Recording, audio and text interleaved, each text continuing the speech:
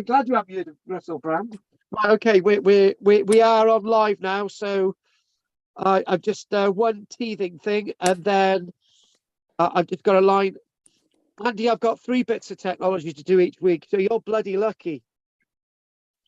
Well, I'm running 2 at the moment. I've given up on one of them only because I can't print the plan off because for some reason it says it's a corrupted file, but I can see it on my computer, the one that won't join the meeting. Oh, thank God, Andy. At least you got the plan. I've got So that's the main thing. Me, so all that work of Rona to send these things out to everybody worked, including sending them out to people who haven't even got them. So yeah, that. It must be. I'll have a word with the postman. He must have kept them. I think he did. Because I definitely haven't had one. Well, anyway, we are online. We are ready to go. And Ness, brodgar, here we go. But before we start, we're going to do the usual thing. Oh, my image isn't up, is it? Am I actually up? No, you're not. Yeah, I am now. Good. Oh, you are now. I am now. Yes. Hi, Andy. Hello. Background. I can see you now.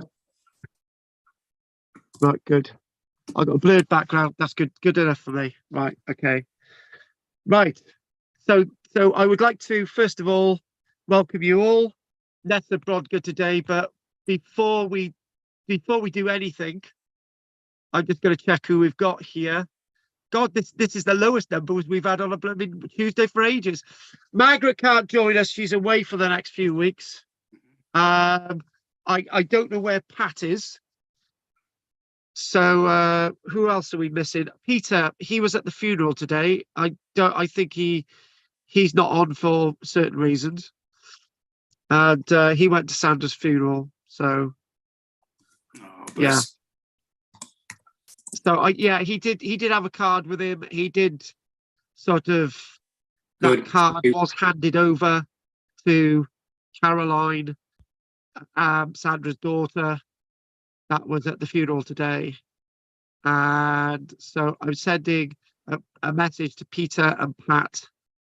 Where are you? So what we're going to do is I'm going to get 2 of you to have control of the technology so I don't have to come off in the middle of the lecture because I will be mildly peed. So as Adam knows the technology, me and Adam were competing with each other's lectures on Sunday evening. It was quite strange, wasn't it, Adam? Yeah, the little crossover, didn't we? Yeah, nobody told me you were doing your thing. And I had people having a right go at me saying, we're not doing your lecture tonight. We'll have to look at yours on record. We're doing Adam's. I said, all right, sod you then. Jolly good. Yeah, I had someone to come on to tell me that we were clashing. Yeah, right. Right, okay, so I would like to know if there is any news from Adam first. Oh, basically, Adam, when are you doing your next Sunday evening doodah? You can tell everybody when you're doing that on YouTube, and what's it going to be about? Yeah, it was on. It was a premiere. About what? It was premiere. It's basically about my dissertation. Oh, right. Which was well, I sort of distilled it, into sort of digestible bits. I hope for the unveiling Britain's in history. So I regave it on my channel, and they posted it on the Sunday's channel on their channel on Sunday. Good. Yeah. Oh, that's brilliant. So you weren't actually live. You were just sort of. Yeah. No, I wasn't live. I was. Yeah. Okay, fair enough. Yeah. Okay. Fair enough. Well, let us know in future when you're doing anything else online, and we'll see. We'll see who else wants to join or whatever. I'll remind everybody what your dissertation was about again. So I was looking at a document written by Oliver Cromwell's Private Secretary John Sadler, who wished to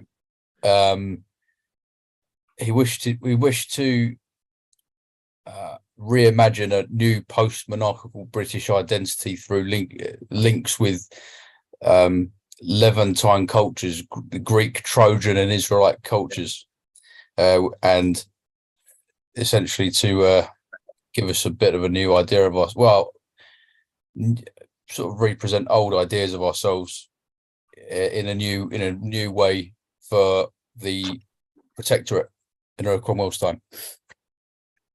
And that ties us directly in with the Hanoverians, doesn't it? When the Hanoverians wanted everybody to sign up to a new image of themselves. Yeah, and, yeah, absolutely. Which is probably what's happening now, but we're not really supposed to talk about that at all. So, as I posted online the other day, I'm next. Right. David, anything you'd like to say? No, thank you. Everybody's got their plan in front of them. Trina? No, nothing this week. Okay. Peter? No, I'm ready to go. We've only got one Peter today. It makes it easier, doesn't it? It makes it far more easier. So I gotta be totally focused on this. So I'm not gonna be doing my YouTube stuff tonight. So I'm just gonna write on here. Just enjoy. Good. I got to turn that bit of the computer off now. Right. Okay, Andy. Yeah, I went to a conference on Saturday with Claire. Oh God. Yeah. Did she buy you a drink? She not only bought me the ticket for the conference and lunch, and took me there and wouldn't have a penny. So very nice. It was run by the Northern Heritage organisations based in Preston there. Oh yeah. On coin hoards basically found in and around the bay. We hate you. Go away. So it was quite interesting. So yeah. I found out that there were 3 hoards found in Arnside I didn't know anything about, which would question the route of the crossing of the bay. The one that they use today and the one that they've been using for a couple of hundred years is not the same as the one that it would show where the coins are. The coins were nearly all Roman. They covered the Roman and then they covered late medieval, but didn't do any early medieval. All the for some reason, Viking stuff wasn't covered, and we have a lot of that. So, but they were just cheating, Andy. They just wanted the lecture to go a bit quicker. Yeah, I think they probably got somebody had cancelled. It was probably the middle bit, but it was the Roman ones that were found in Arnside, which I didn't know about. A whole 22 coins found on top of the knot, which was a bit weird. And then 2 more smaller, sort of 12 and 14 coin hoards found, possibly a purse, found on the coastline where you would cross, which is the narrowest point of the estuary where you would cross over. Which would be, which is what they were saying, that it's possible that the ones on the knot were kind of, votive offerings to a good crossing and all the rest of it, because they were not all of one period. They were, quite a wide dating period, but I don't know. But it was, it was interesting. How long did the conference go on for then? It was just for the day. There was a couple of lectures in the morning at one location, then it was down to the Maritime Museum where they have an exhibition of these hoards. And talking to the local fines officer, and she gave a little talk and showed some stuff. And then they also had a guided around the exhibition, and a local metal detectorist who was a responsible one and brought some of his finds in and was talking about those, which were really interesting. Can I ask you, this sounds like it was a massively packed conference, or there was just like 20 of you? How many were there? A few there? Or? I would think there was probably about 35. They had split it into 2 groups. So that sounds like it. 2 groups. So you had one lecture by the other group, and you did it that way, did you? Yeah. When it came to looking at the stuff and talking to the metal detectorist, he was quite happy for us to handle. He had a lovely Bronze Age collection that he'd found.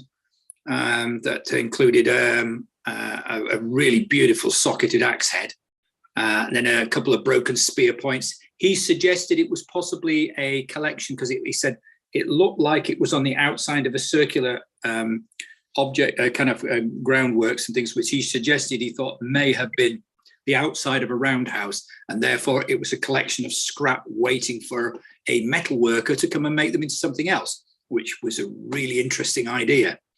But which is what they say about the Viking stuff. Yeah, exactly. So Yeah. because not everybody would have known how to use it. The axe head was really nice to cast, and the two spears, which were damaged and broken, were really good castings. The rest was possibly a sword, of the oh God, what's it called? That European style, begins with a T.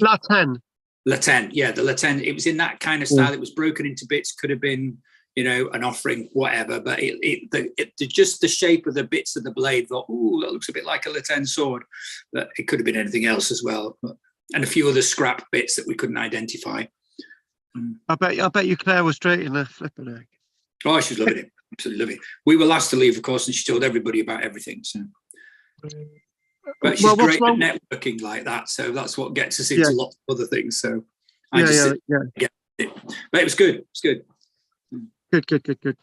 I appreciate that. And I think that's everybody, isn't it? Adam's just sent me his link for last week's lecture. So I will get that out to everybody as long as well as this recording as well. So as I say, we've got a few people away. We're not going to stop this lecture tonight because I've just put too much into it. So there you go.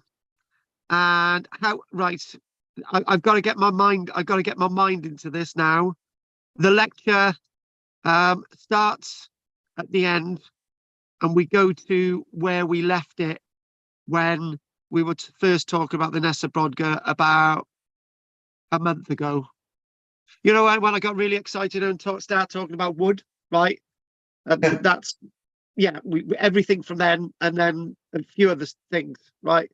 So I think what we will do is familiarize ourselves with the buildings, and then get into the lecture from the end of the excavation, and then we'll go through it, and then we'll look at the images at the end, and that's the way we're going to do it. So we'll just has Adam disappeared? I'm here. All right, I think you've gone black or something. Right, okay, I thought you disappeared. Right, okay, so let's okay, there's the other half. Anyway, right, okay, that's there. But as you can see, look at all those there, right? Yeah. Except we got the lecture I did on Monday partly there as well, so we won't do that. And that was actually about King Arthur and Cillian and that type of stuff. Right, so I think what you need to do is have your plan in front of you to sort of familiarize yourself with the site.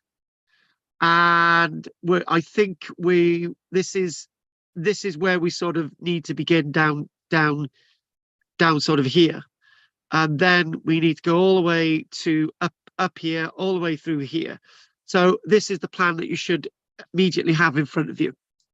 And for those that don't have this plan in front of you, for these brief moments, you can scribble this down and you can get sort of familiar with the site.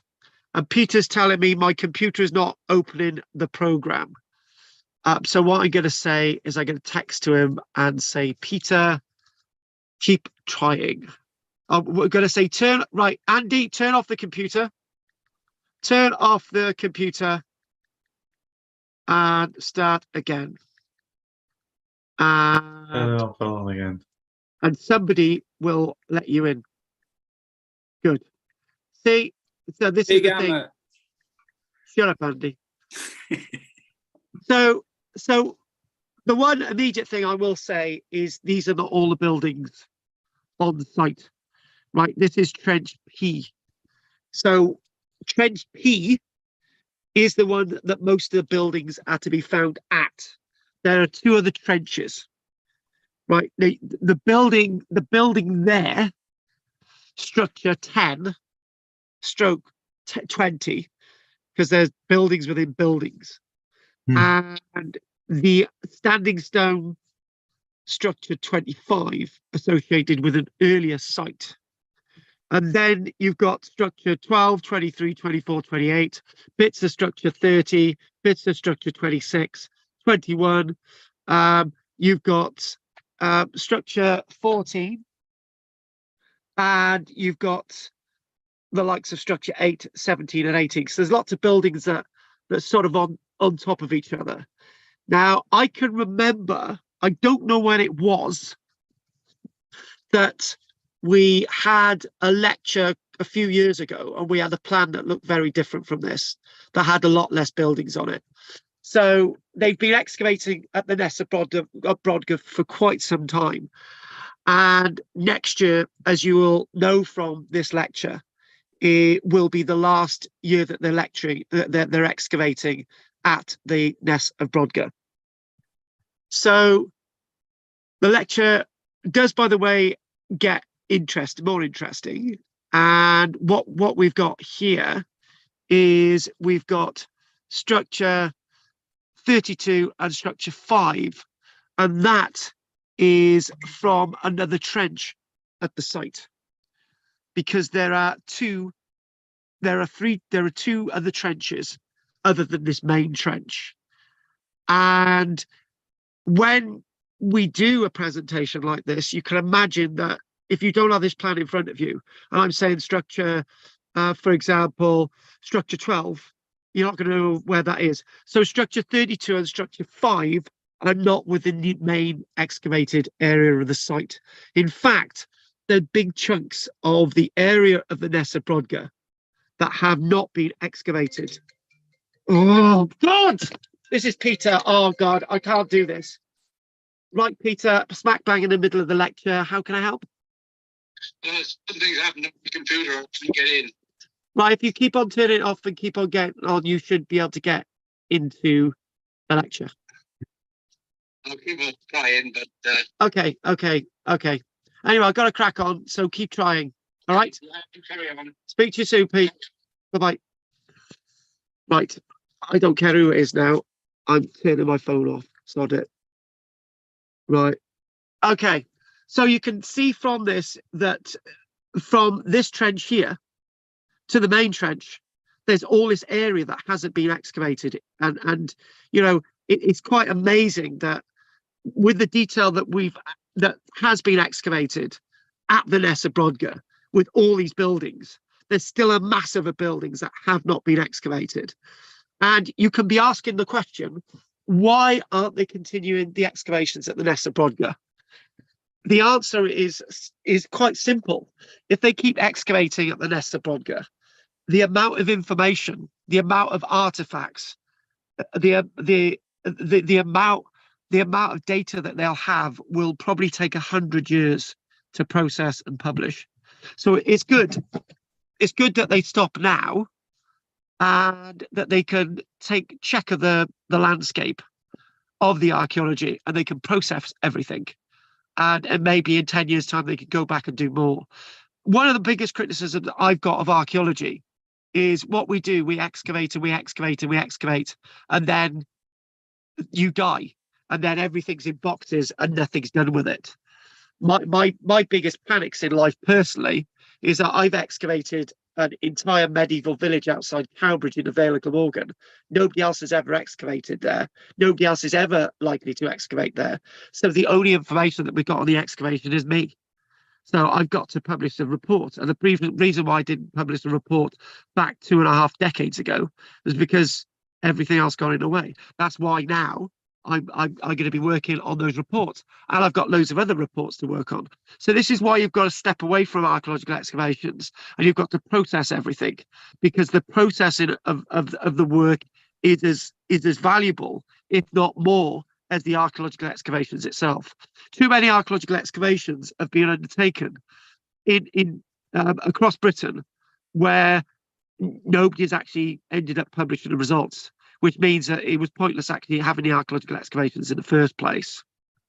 Just sort of chopping through this quickly and sort of getting an idea that there are little bits of buildings and, you know, a little bit of a building there, number 16, whilst there's other bits of the trench that have been excavated. So I'll give you some of the sort of technical detail of the Ness and brodgar and sort of looking at these here, trying to link everything together, the pattern of the site and the movement of the site, and basically looking at some of these individual buildings. And some of these individual buildings are massively detailed and complicated in their layout. So I don't want to do any more of this in particularly, right? So what I want us to do there is basically go to this, right? This is trench T. So we don't, so when this is trench T, separate from the main landscape. This is trench P. So we are doing trench P. And obviously we're looking at trench J as well, that has other structures away from the main landscape of the archaeology at the Ness and brodgar. And these are some of the buildings that we showed you not so long ago, building 32, for example. So what I want to do now is I want to basically, we've got a nice chronology at the end of the lecture, right? And it's this sort of little bit of a plan to sort of show you where we are. So we do this, we sort of get accompanied with the archaeology in a few moments, lots of the individual stuff, and then we put it together at the end, which is what this chronology is, because none of this chronology makes sense unless we look at some of the detail, which we're going to actually do. So if we go back out of the screen and we scroll all the way down there, and we scroll all the way down there to a cannonball, and actually that's nothing to do with the lecture at all. But what this is to do with the work of Adam, because Adam was saying that he was looking at a document associated with Oliver Cromwell. This is a parliamentarian cannonball that would have been used at the Battle of St. Fagans in May 1648, but it was never fired by the parliamentarian army. Can't even say it. So this is where we get in proper now into the Ness and brodgar lecture, and I think if anything, it's worth taking this down. It's worth noting this down. So they start excavating at the Ness and brodgar June 24th, 2024. The excavation will be finished. The excavation digging finally will finish on Friday, August the 23rd, 2024. I don't know if they're going to be covering the entire site over. I think that they might be, because I was trying to work this out today. I thought if they leave the site exposed, then as you will go through this lecture, you will see that as you lift up a stone, you find pottery, right? As you lift up a stone, you find wood. As you lift up a stone, you find bones, right? And they're only lifting up some of those stones now.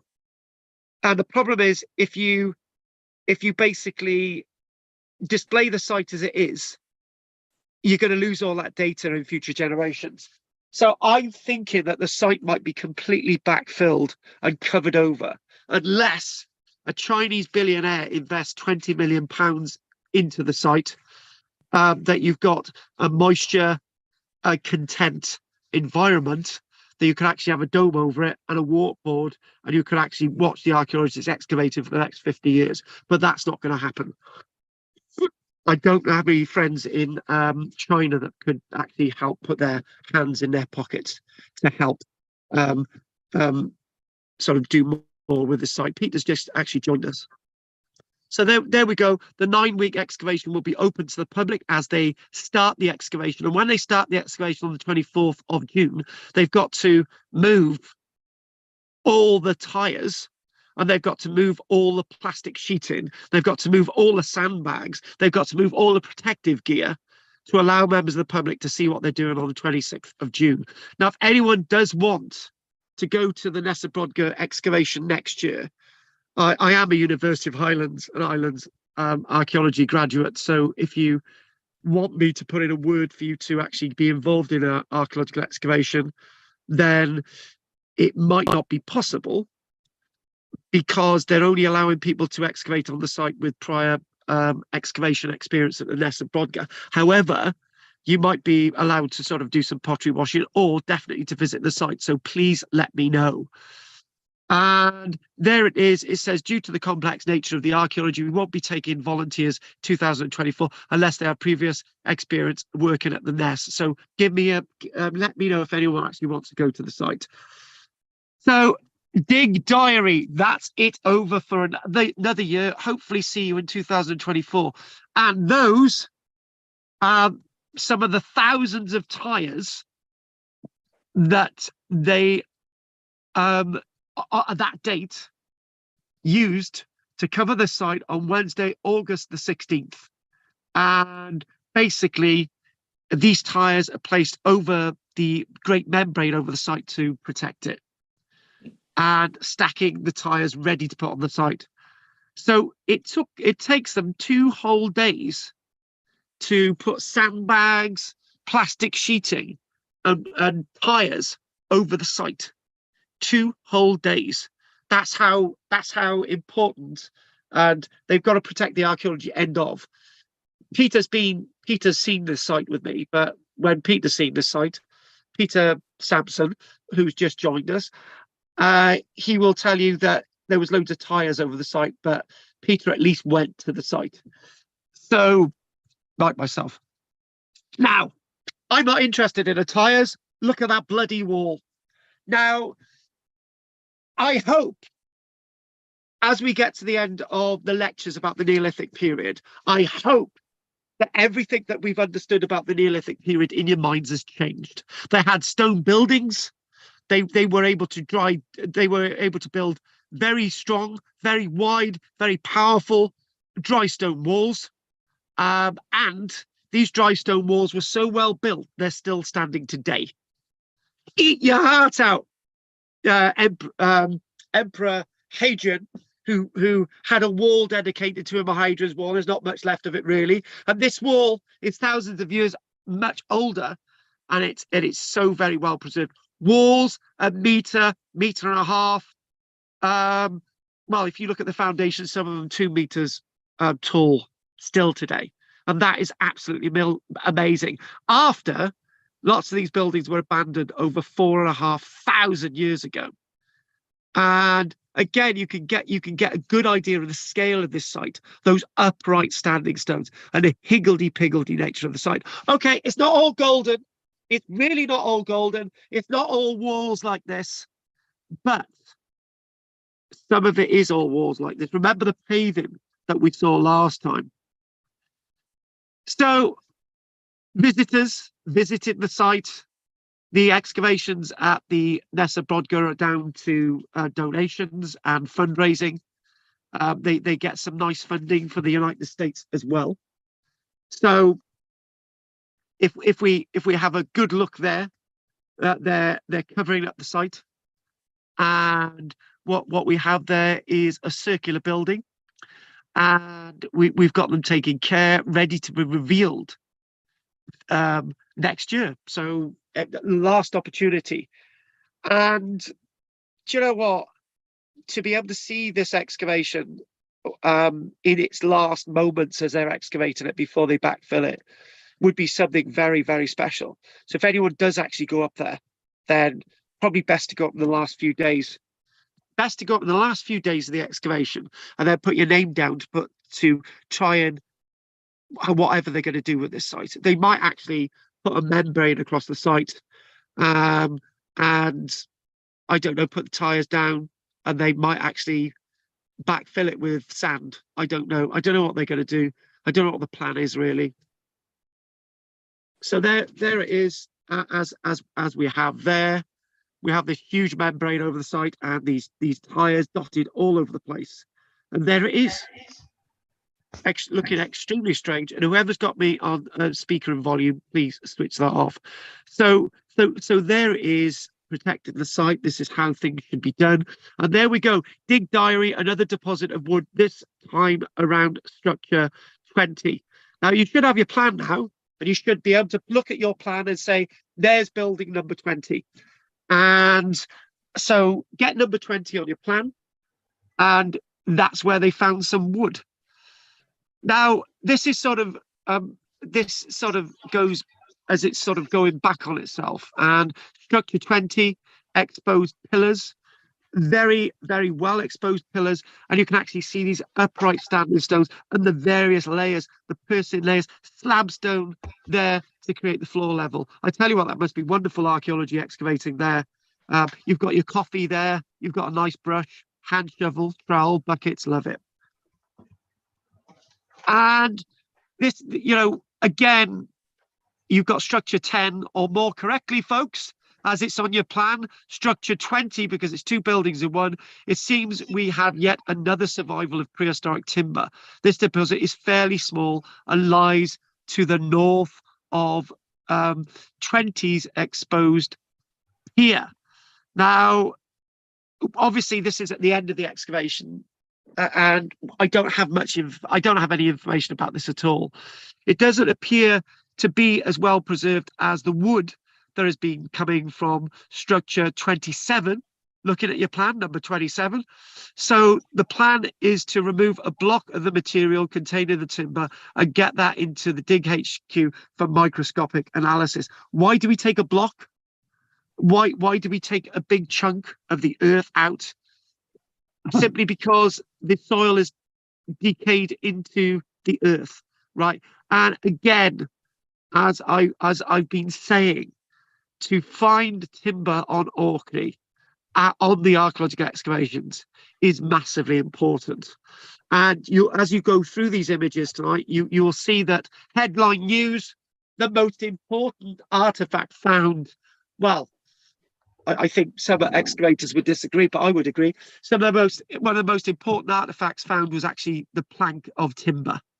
And obviously all the other wood that's been excavated at Ness and brodgar since over these last few days of the excavation, going back to August the 16th, 2023.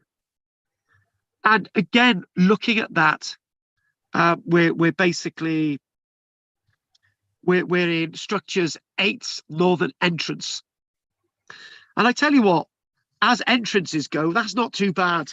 And one of the things in archaeology when we're excavating is trying to work out where the doorways are, how to get into something, how to leave something.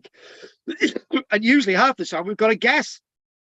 You know, we've got whole hill forts, we've got whole even castle sites that we really can't work out where the entrances are because there's things everywhere. But this Neolithic site seems to read nicely and perfectly and gently, and all the archaeology is being gently excavated at the site. One of the things that I was thinking when we started having the bad weather in August was that the weather in Orkney was slightly different from ours. It seemed to hold out. Whenever they had wet days, they would spend days pottery washing and going through all the other artifacts. And we got one or two of those artifacts. There's one piece of pottery that actually has circles, spirals in it, which obviously dates from the Neolithic period and obviously gives you that sort of sense. And again, on your plan, structure 8, Christina revealing a deposit of animal bones in a pit inside the building's northern entrance. And the reason why you've got me teaching this is for me to tell you it was lamb and cattle bones that they actually found in there. Now, I wanted to chuck a photograph of my Borere sheep in you, which are exactly the same sheep which were wandering around on Orkney at this time. That would have linked us directly in with the lamb. And, you know, I've got a baby lamb, as you know, and that baby lamb would probably, if it was a couple of months older than it is now, would probably be the same age as the bones actually found in that pit. A deposit of animal bone. When we see the word deposit, Andy's going to jump to my defense here. When we see the word deposit, we always think about, oh, deposit, a ritual deposit. No, it's a deposit. It's actually a deposit which has been left in the ground associated with a midden or a hearth. And obviously, you know, again, finding animal bones on site, getting an idea of what they were eating. So in other words, we're getting an idea of how they entered buildings. We're getting an idea naturally of the layers and all the context. We're getting an idea of what they built the structures with the sense of timber. And as we sort of move in gently as well, there they go. There's the girls, Michelle and Sarah, looking very happy with themselves because they've lifted up a stone and it's full of bones. Bones, glorious bones. Nothing quite like us, but glorious bones. But what we are interested in as well is the way that building is constructed. Look how powerful the way that building is constructed. And as we've got there, a huge quantity of animal bone, cattle, sheep, and pig is emerging from midden and rubble adjacent to, but between structures 27 northwestern paving. So basically what we've got, they're lifting up stones and they're finding these artifacts. They're, you know, this is my point, you know, emerging under these stones, you know, emerging from the midden and rubble, lifted up stones. So if they left the site exposed, you know, it would cause untold damage to the archaeology that these people are actually excavating. Well, naturally, Michelle and Sarah, what they're doing, they're excavating on archaeology that's been hidden in under 2 meters of earth for 4.5, 5,000 years. Some of it a lot longer because it was preserved when the site was going through the various different stages of the site's chronology. However, so the bone being carefully excavated is in reasonably good preservation. That's a good sign. What's going on? Is it just part of a midden dump?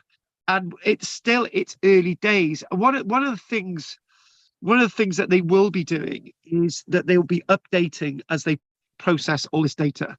Now, one of the points I made yesterday was that we spent about yesterday's lecture ran over. It was like one of our lectures, Monday's lectures about the early medieval period, Dark Ages, King Arthur, and all that stuff.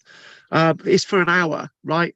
Well, unfortunately, we went on for another half an hour, and we spent 20 minutes examining the remains of a child, one single child, and I had about 10 pages of data in front of me, and I said, look, we're just going to look at this, I'm going to look at that. It took us 20 minutes anyway.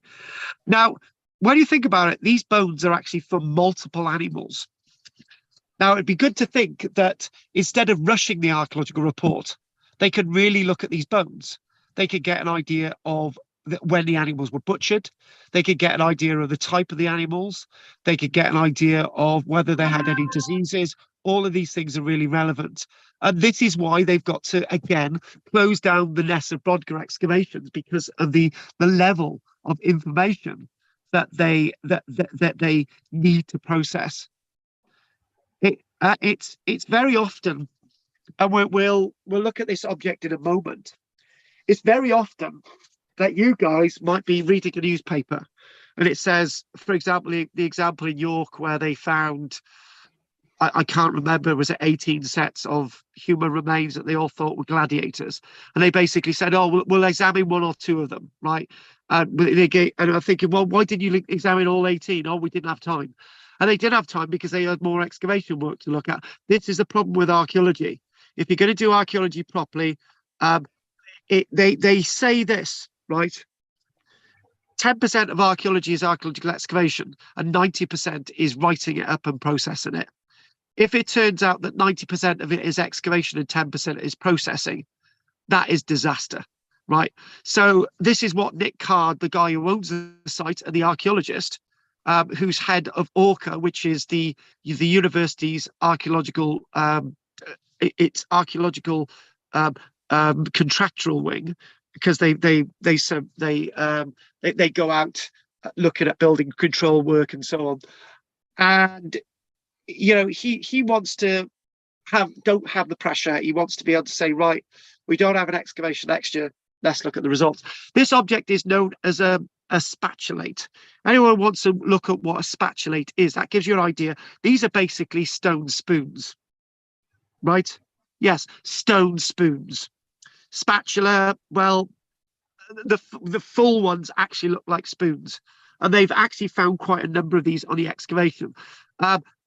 Oh God, I think the Ness brodgar landscape, they found over 80 examples plus, right, of these types of objects. Now, this one itself is not actually complete.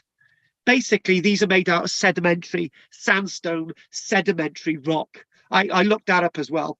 And actually, the figure is more like 800 because I sense that I've got the chart that actually shows you that 800 of these have actually been found at the Ness of Brodgar. And basically, you're looking at one side there, the outer face, and you're looking at the inner face. These are basically flat spoons or spatulate tool bowl fragments, but it's not complete. You could tell that that's sort of a very, very fine sandstony sedimentary type rock. And there's one. There it is. So and again, I had to look these up. So a beautiful example of the stone spatulas recovered from the Ness, and that's Orca. That's the archaeological department of Nick Card. Yes, I ended up well, some of my students ended up upsetting Nick, and I had to apologize to him. I'm not going to go into that, but that's another story. And basically, there we go. Meanwhile, over in structure one, find structure one on your plan.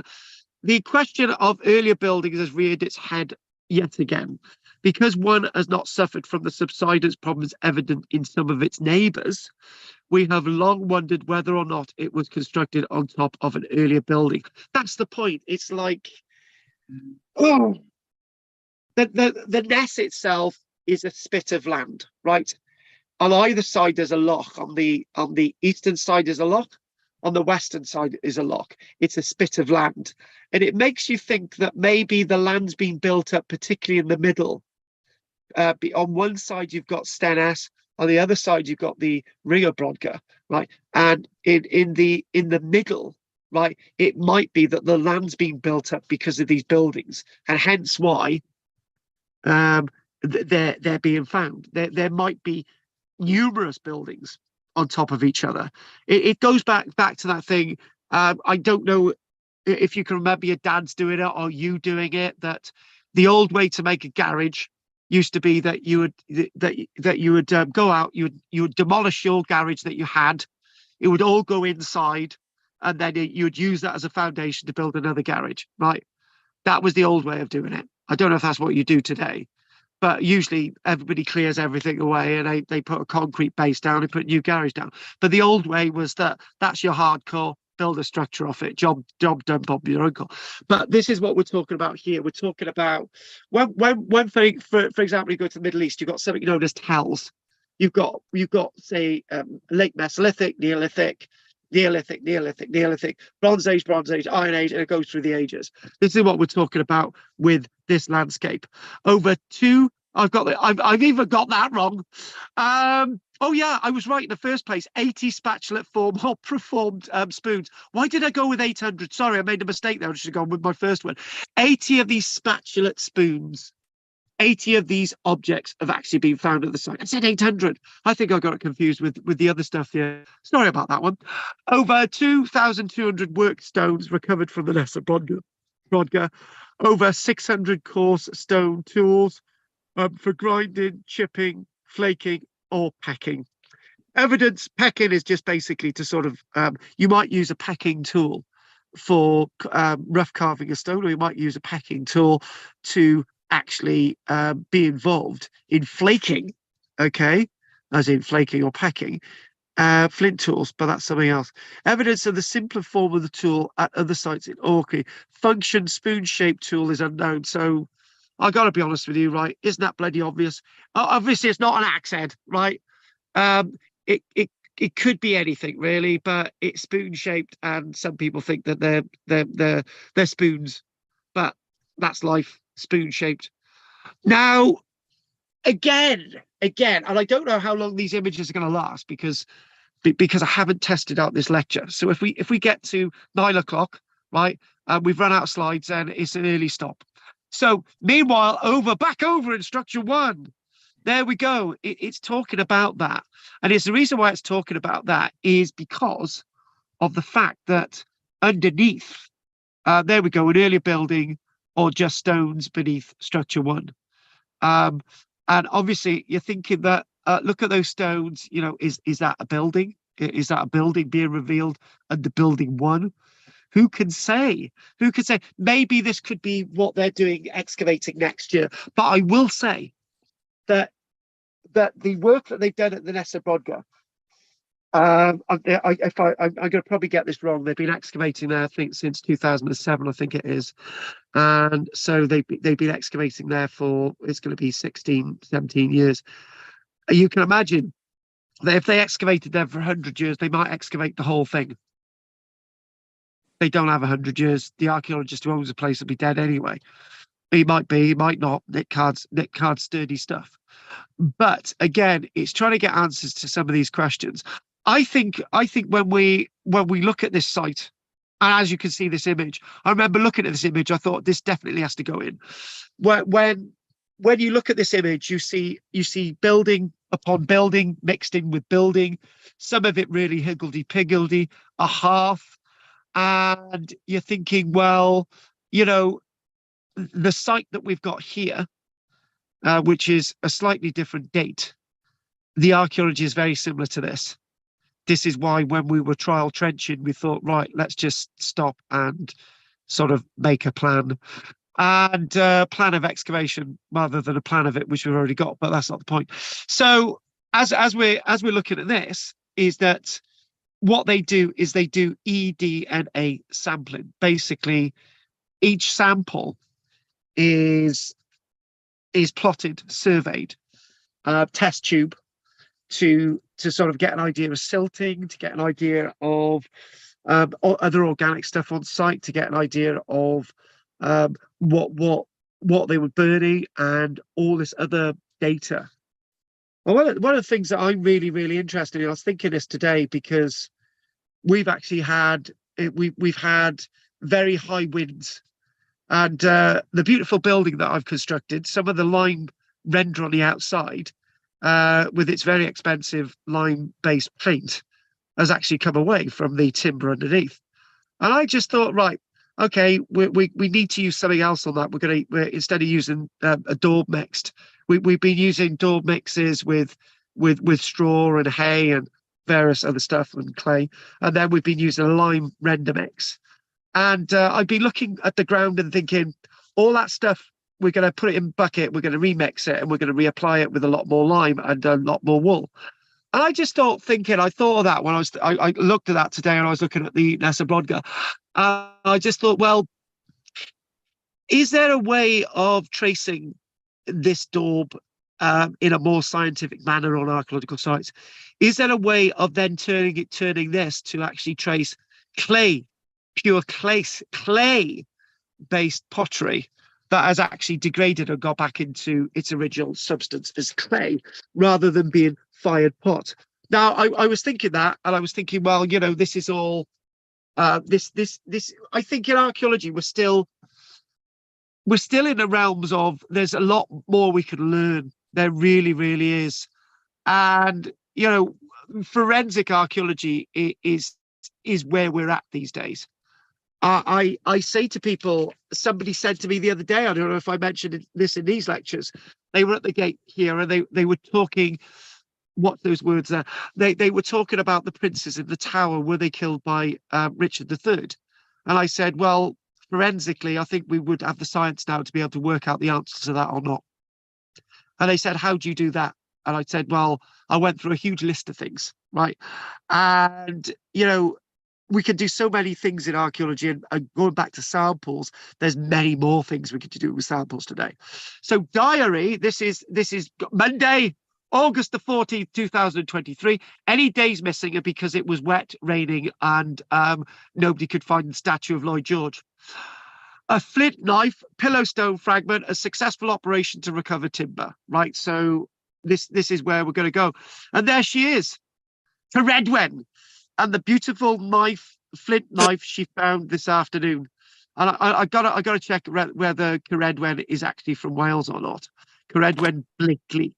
But that to me is rather interesting, because what we do when we talk about the Ness brodgar, we talk about sandstone objects, we talk about soapstone, we talk about whale bones used for lamps, and we one thing that we miss out is flint, and this is a very fine flint, a really fine flint indeed. Thank you very much, Caredwen.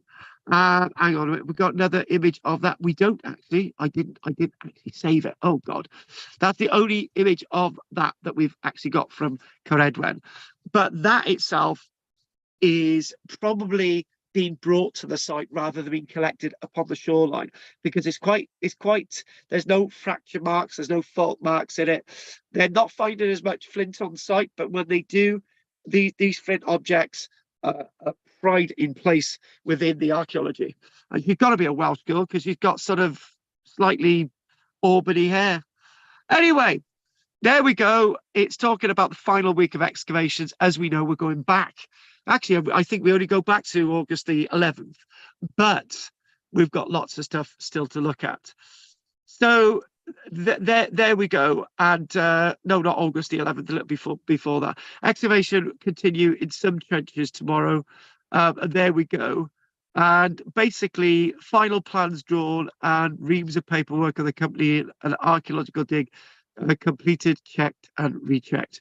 So this is the thing to make sure that everything that you're recording, we know which buildings are associated with, you know, the context, the layers, the stones, and everything. We're actually aware of where everything is on an archaeological site, and that is that piece of timber, cleaned, defined, and ready to lift.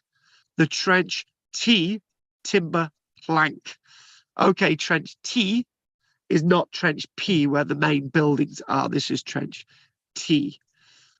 First and foremost, we're delighted to report that the wooden plank in structure 27 was recorded safely this afternoon, and there it is. It might not look spectacular to you, but this changes, as we said last time, this changes the complete narrative of understanding the archaeology of this landscape, that we do see this integral, this rich landscape at the Ness brodgar, and finding something wood like this so well preserved again tells you that wood was actually available. I know we've mentioned this in other lectures, and we had the Shetland lecture, didn't we, last week, and we had a little bit of a debate over the material from Shetland, and we were talking that, you know, where did the Norwegian spruce come from? Was it actually already in Shetland? Was it actually washed up on shore in Shetland? We dismissed that one. Or was it actually imported into Shetland? Somehow it was brought over by boat, right? And then we discussed the Scots pine, and we were looking at how unusual that we've got Scots pine growing on Shetland when it should have all been felled at this point and all the rest of it. And again, it's not unusual now, because finding this wooden archaeology, it is changing the way we look at for example, Skara Brae. And, you know, instead of having it cobbled, or the buildings at Skara Brae being cobbled over is nonsense, but the passageways definitely were. And did it have a skin roof? And if it had a skin roof, what carried the skins? Obviously the timber. Did it have a thatched roof? Did these buildings have sods of earth roof? And actually, guys, right, I have actually got a the building that I've got here, as you know, is 6.5 meters in diameter. I tell you every single week, and it's got a turf roof. And you know what? It works perfectly. And in fact, as somebody who's actually got a turf roof, right, on a roundhouse, the water just absorbs into the turf and actually goes directly off the side. We've actually got a gutter now that we're building around the outside. So to support a turf roof, you would have needed timbers like this. Thanks. So looking again, and we're thinking again, exposed section, structure 30, looking across structures 26 and 10. And again, what you've got is this idea of subsidence. That wall, as it looks there, is naturally subsiding when other buildings are not subsiding at the Ness, such as on your plan, structure 1. And there you go. You've got obviously the halved, it's slightly truncated as a piece of archaeology. And obviously the wall stood up over the years simply because it was held together with the material around it. You've obviously got another linear wall going on there. And again, if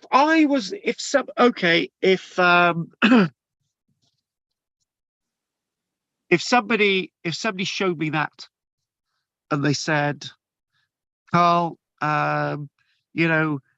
what date is that wall from? I would probably date it medieval, but it's not. It's Neolithic. And what you've got there, and you've got 3 structures basically. You've got 3 structures in one, and again, it says at the bottom there, it's discussing about pumice, chunks of pumice being found on the site. Pumice, volcanic stone. What the hell's that doing there? We've got a work stone, an hard point, a plough. Definitely, they would have been ploughing. This, I wasn't going to put this in the lecture today. I just thought I'm not going to bother, but I put this in the lecture because I thought this is actually quite interesting. Yeah. Sorry about that. This is rhodochrosite pillow stone. Basically, this stone actually occurs in a form of a pillow. Right, it's really, really deep, interesting colours, not the types of colours that you would actually find on this archaeological site. And there it basically is, after recovering lots of flint. There it goes on Friday. 30 took the star find, building 30 took the star find, with a fragment of what appears to be rhodochrosite pillow stone, similar to 2 found in structure 8. Look at your plan in 2011 and 2014. So these are the pillow stones. What they were actually used for, we're not exactly sure. But it goes on to say, give us some suggestions. They're called pillow stones because of their shape, as we've already mentioned. But what were they for? We're not sure. But there's a splendid summary here. Rhodochrosite is a non-crystalline rock, probably from the island of Hoy, that is a rich, dark red color. Now, anyone knows about the island of Hoy? It's that weird shaped island that looks out over all the islands on the Orkney archipelago. It's also got the old man of Hoy that Peter wanted to abseil down when we went past it on a ferry, but we stopped him. A mace head, there it is, fragment found outside structure 27 in 2018, was fashioned from the same rock, this wonderful pillow stone. But as you'll see, the picture of two structure 8 examples, rhodochrosite is susceptible to degrading in the acid soil conditions at the Ness. So the problem is that it degrades, it's attacked by the acid conditions, and you're thinking, hang on a minute, how has it wood survived? How has it bonus survived? Right?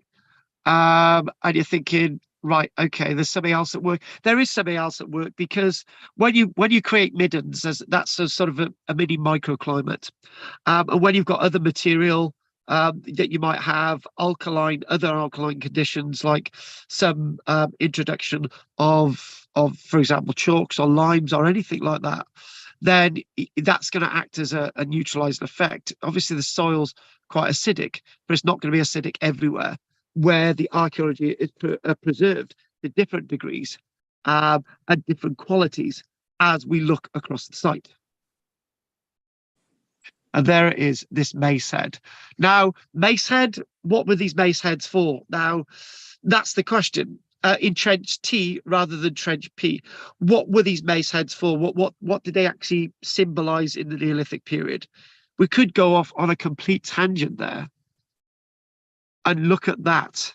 Oh, I didn't realize that. Sorry about that. There we go. And a look at Caridwen's translucent flint knife recovered from the area around structure 34. And that is really, really nice. And it again goes to show you the level of trade, because this is not the type of stuff that would be readily available on beaches unless it was a massive stone. So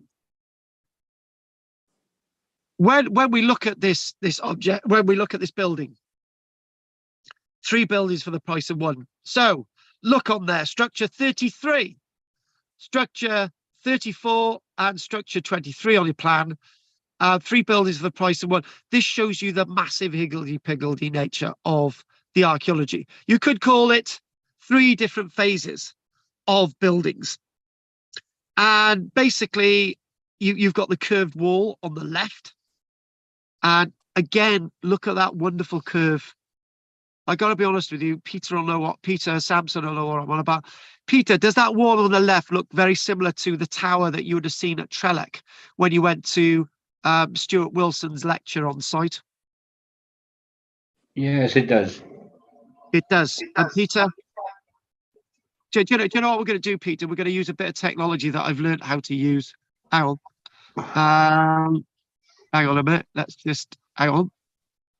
We're going to go with this. Object arrays. Right, we're going to create a medieval building outside the Neolithic ones. Okay, there we go. Go on.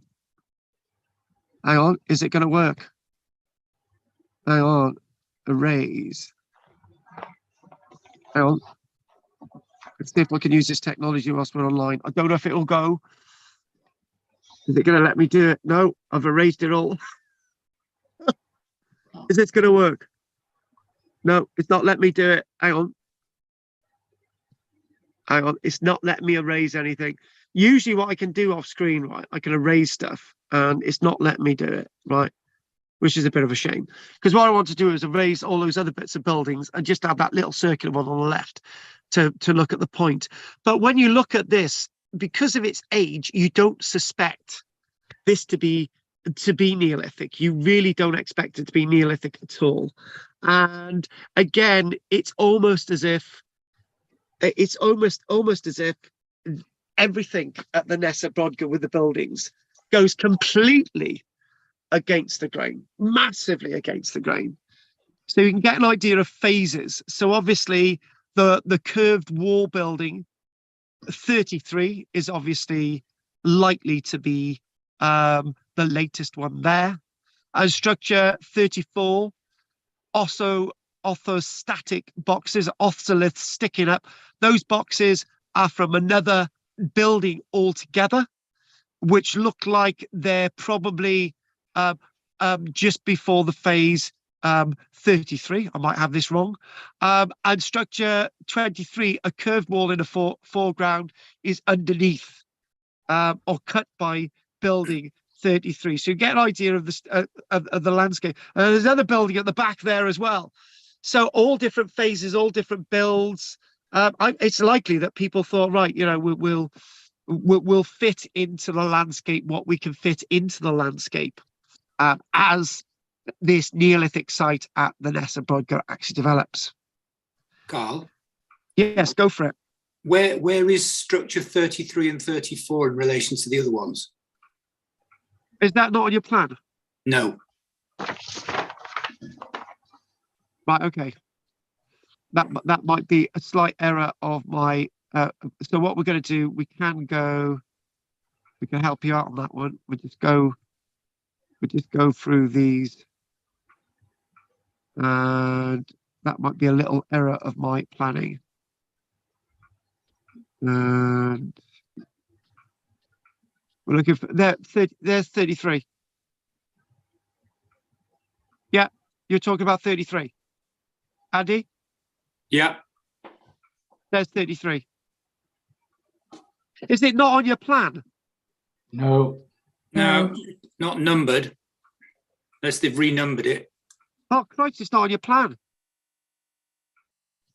Oh, right, it's on the main site. Sorry about I that. structure 14. We've got a few Oh. curved corners that it might be. Right, okay.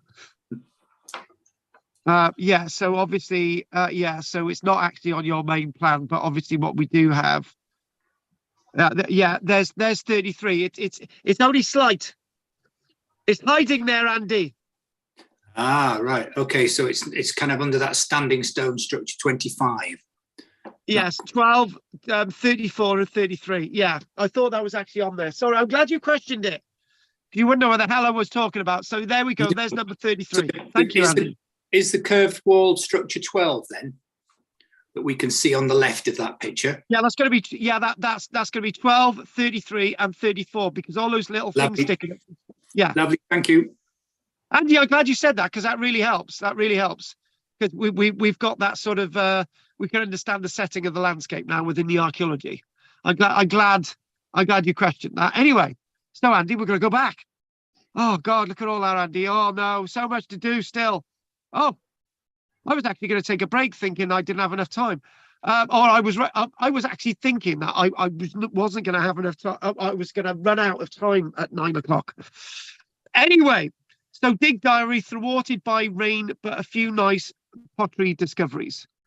And basically, they've got these. There they are looking out, and wifey texting. Anyway, so we've got this instead of excavating, they're processing the pottery in the buildings. And look at that. You're looking at a wonderful pottery sherd from Structure 12, Andy. Based on preliminary examination by our ceramics experts, we may have another example of an early carinated bowl, a rounded bowl. However, it will need to dry out and be cleaned before we can say for sure what it represents. The problem is, with this type of pottery, you can't exactly wash it. You've got to wash it in a laboratory to actually get samples of it, because it might have lactic acids, it might have lipids, it might have any of those acids that might indicate what it actually held. And so this is a pottery sherd from Structure 12, definitely 100% Neolithic pottery. It's not been cleaned up, as I've said, for those reasons. Sticking with pottery, you'll recall the beautiful sherd of decorated grooveware that came from Structure 1 on Tuesday. The sherd features a delicate double circle decoration. Are we going to do that? Yay! Look at that. That's actually an imprint on the pottery itself. And, you know, the reason doing this lecture this way today, just sort of taking the diary and sort of flowing with it and reading through what was there, is to sort of try and, you know, when we look at Neolithic sites, it's like a burial chamber. There's a bit of pottery in there that you never ever see images of, or because most of the pottery is gone, it doesn't exist anymore, or it's disappeared. And we got bones, and we never see photographs of the bones because they're long disintegrated. But it's so good to sort of look at this from a site that's been excavated. The circles are so perfect. They must have been impressed into the wet clay with a circular tool, perhaps a fragment of a hollow bird bone. And why not? You can see how that would have worked. Maybe bird bone. No, we'll go with a. Oh, actually, that bird bone is going to be hollow. And it's going to be marrow bone, and there's going to be, yeah, it might be a bird bone. I'm not going to say turkey because we don't have turkeys in this country at that point. They might be right there. I'm just going to go with that. But you've got that there, and circular decoration. Again, the only example from the site so far, and this is why we've got to be very careful. And actually, all I've got is that, and I believe, if I go with and turn that the other way round, I see that that's part of a rim. Is that the top of the rim there?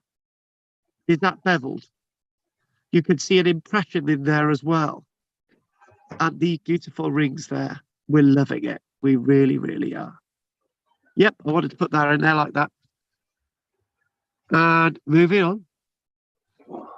And basically, you know, they were saying about the site that, you know, the site has been deluged. And basically they've vacuum packing the timber samples, you know, vacuum packing it, because we've gone from having just a few to having 50 in just a few days. Bits of timber. Isn't that amazing? Absolutely shockingly amazing. And there they are, excavating Tony and Lewis in structure 30 in a wall, which seems to have been robbed away. And there you go. Basically, you've got an extension of the wall. It's been robbed away, and you've got another wall on the left that's got clear signs of subsidence, and you've got another bit of wall that is completely toppling over. There it is.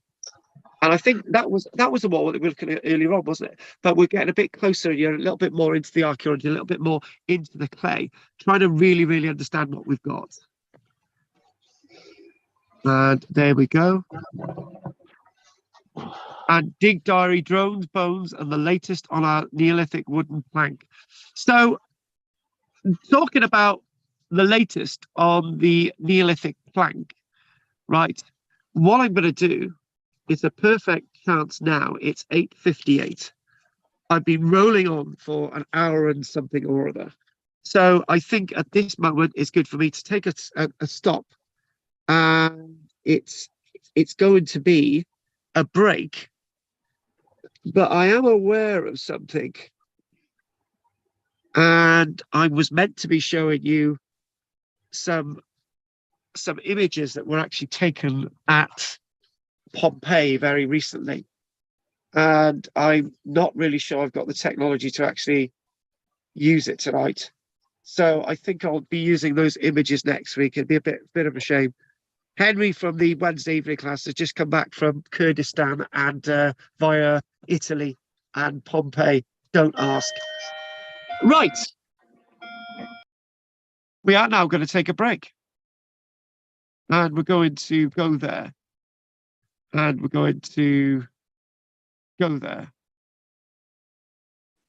And we're going to start off with Peter Sampson, right? Peter, it's not any questions today. I want you to tell us how the funeral went. Well, the funeral was fine. She recognized me, Caroline, and I said, thank you for coming. I told her that you were ill and you were unable to come. And I gave a card, a deepest sympathy card, with condolences from us all and our friends at Cumbria and myself and Carl. Thanks, Pete. Thanks, Pete. Yeah. Yeah. We really appreciate that, Pete. And was there a good send off? To Caroline about all her friends will be asking tonight about it. So yes, and it was a very quiet funeral, no service as such. Her son got up and said a few words about his mother and her life. There was a picture of her up on the wall where that cheeky grin she had on her face, winking, and with a full English roast dinner there in front of her. And it was really all about the person. It was really a really good funeral about the person, in my view. And there was a good turnout of her family there. That makes a change, Peter. That's good. That's a lot of people there, yeah. That's good. That's good. That's good. I did feel guilty for not going, but it was just, yeah, as I told you, it was. I just wasn't well, and well, that's what I told her. I told her you weren't well. Yeah. I did say quietly during the service, Carl says, stop making a fuss. Yeah, stop exactly. Getting into trouble. Yeah, stop getting into trouble. I'm glad you said it, Pete. I did at 10 o'clock. Thank you for saying that, Pete. I did actually say it myself. So she had it in both ears. Yeah. Oh, she didn't have bloody causing trouble, constantly getting bloody cancer. I tell you what, right? I tell you what, when I first met her, right? She came to one of my classes, and this was 2007. And she had some kind of cancer thing, and then a few years later she had cancer somewhere else, and a few years I said, Sandra, stop causing trouble, right? She always, but Peter, I tell you what, it didn't do away with her, did it? She lasted 16 years with all that nonsense. She certainly did. Yeah. So and she was a fighter. That's the main thing. She could have given up in the first place. Yeah. Oh, she was. When she was here with me in my house here, listening to you, and you could see that she was. You could see you could see the what had happened to her. To put it that way. Yeah. I know. Put it lightly, exactly. Yeah. Yeah. Anyway, thanks for doing that, Pete. Right, we're gonna do questions now. So, and I want to say that as I said, just a few more weeks of the Neolithic stuff, and then we'll be into the Bronze Age. Right. Nothing else from you, Pete. Right. Anything from you, David? No, thank you. Anything from Yawning Andy? Just one thing, I was curious about that lovely little flint knife, and wondered what the availability of flint on Orkney was, or whether the flint had to be imported as well. I can get from first-hand knowledge, Andy. As you know, well, Andy. You know what, right, Andy? I'll probably sit you in a room one day and tell you precisely the real reasons I was in Cumbria at that time. But when I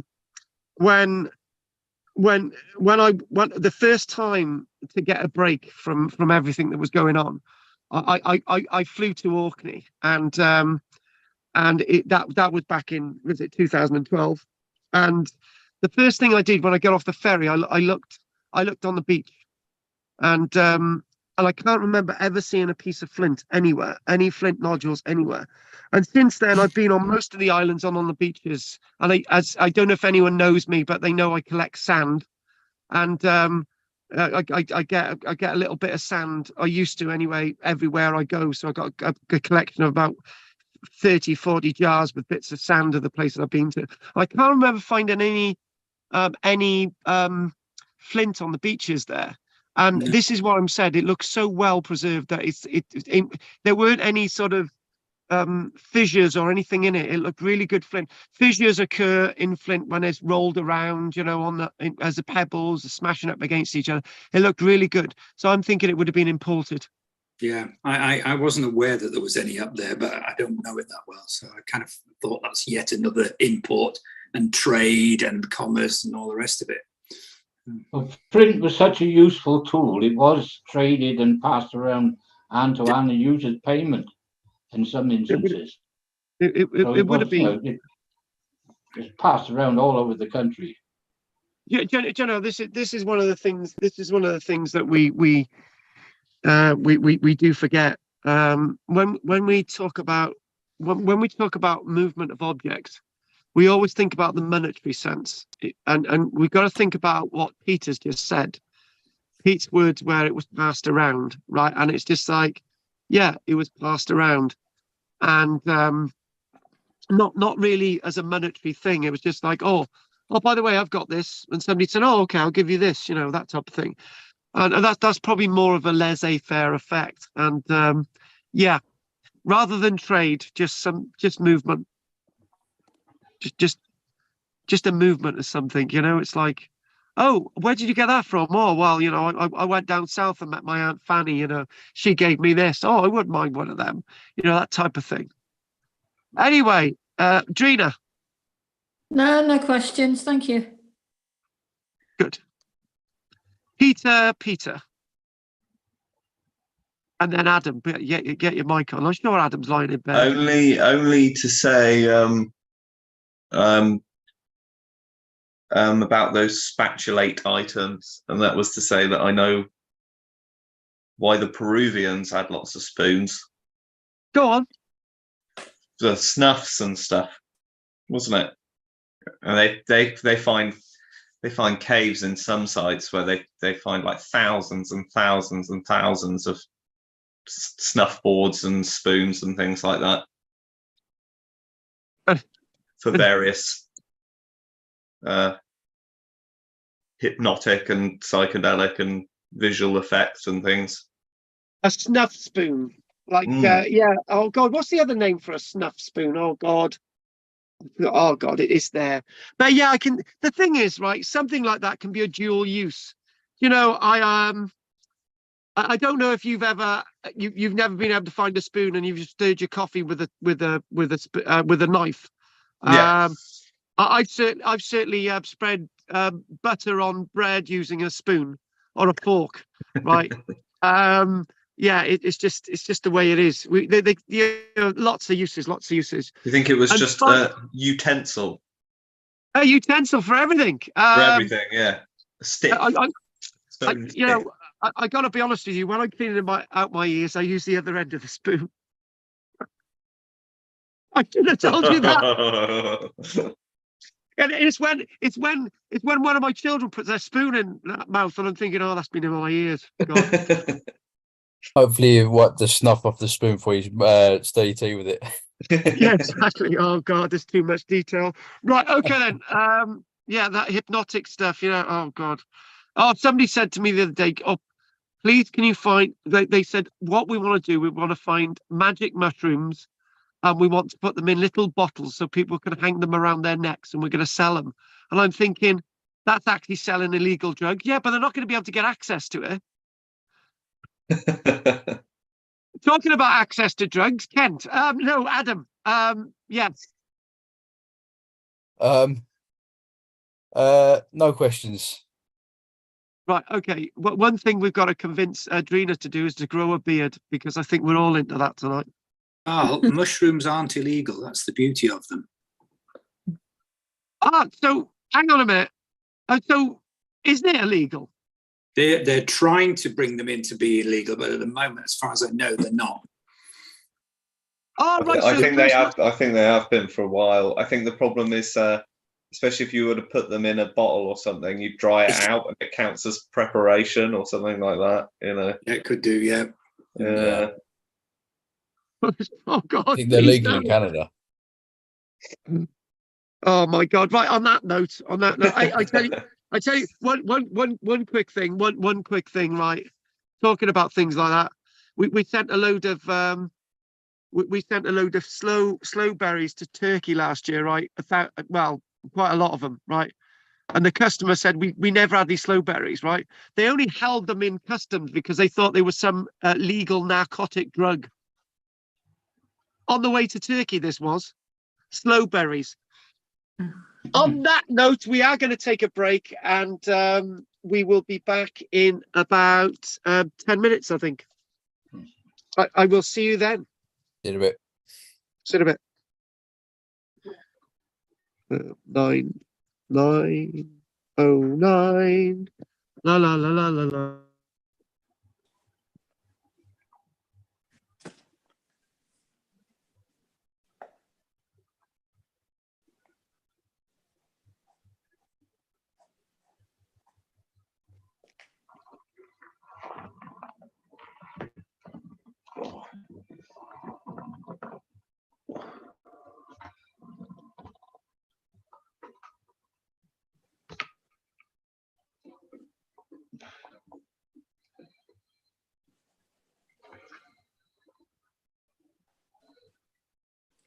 Are you going to the archaeology conference, Andy? The one in November? Yes. Yes. Yeah. Claire, I've already got tickets. Are you planning to go as well? Yes. Yeah, And it looks interesting. It does. Is there any chance of a lift? Probably, yeah.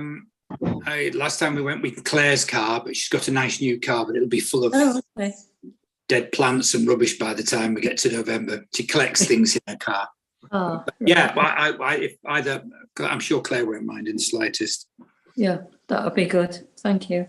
I've just looked up the magic mushrooms, and it says from July the 18th, 2005, both fresh and prepared mushrooms are illegal in the United Kingdom. So, you're right there, Pete.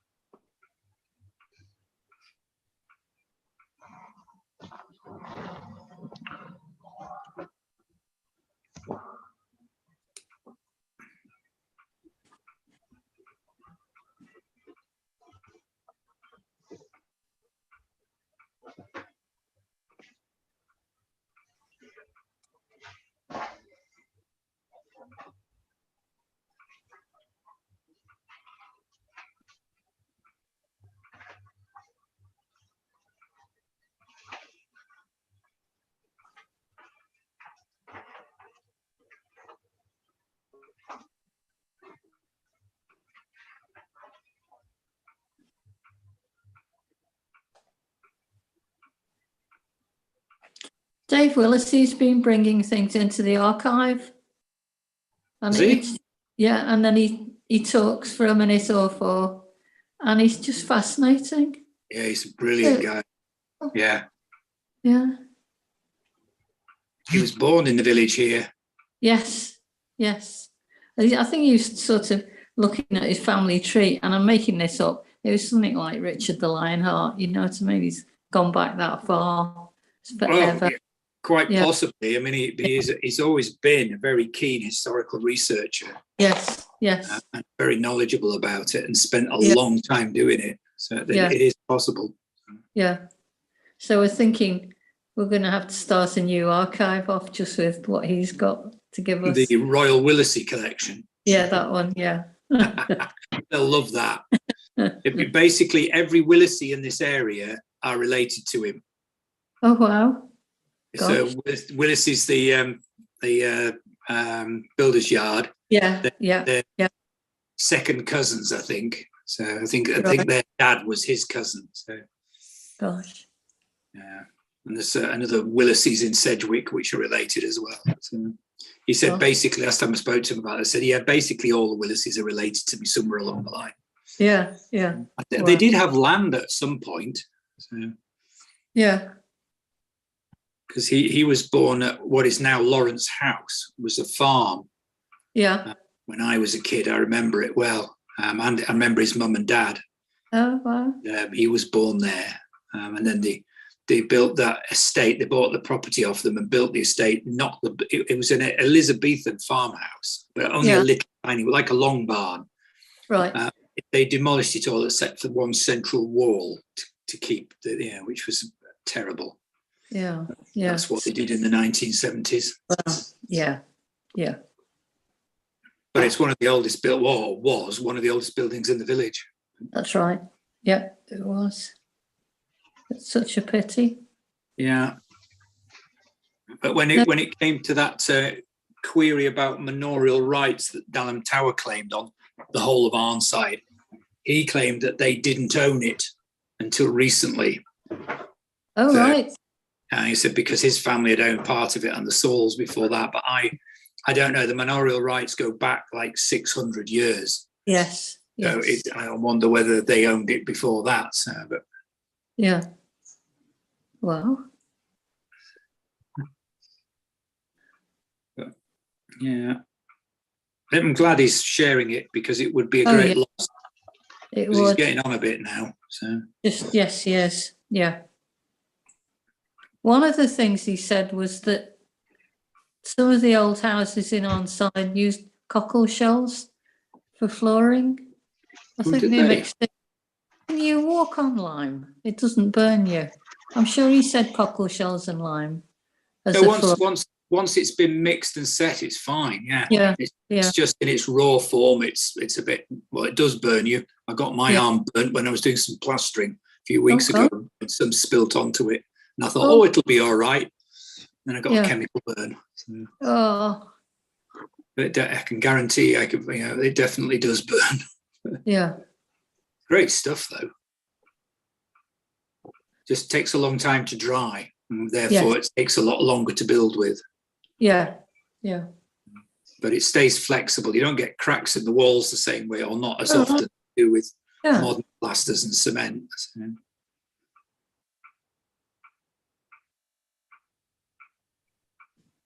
Just reading about magic mushrooms here, it says that recent scientific inquiries have found that psilocybin, a compound found in so-called magic mushrooms, has the incredible power to grow new brain cells, Oh, wow.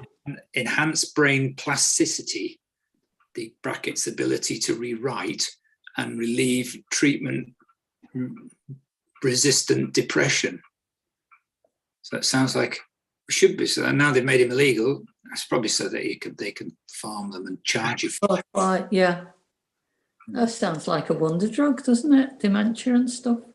Yeah, but definitely illegal. It's still classed as a Class A drug now. Yeah. So that's got to be good. Oh. Right, let's get out of that page and get back to where it was. No, I don't want that.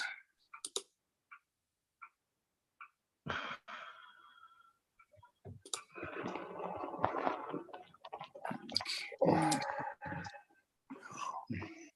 Why is it whenever I do this, it goes away?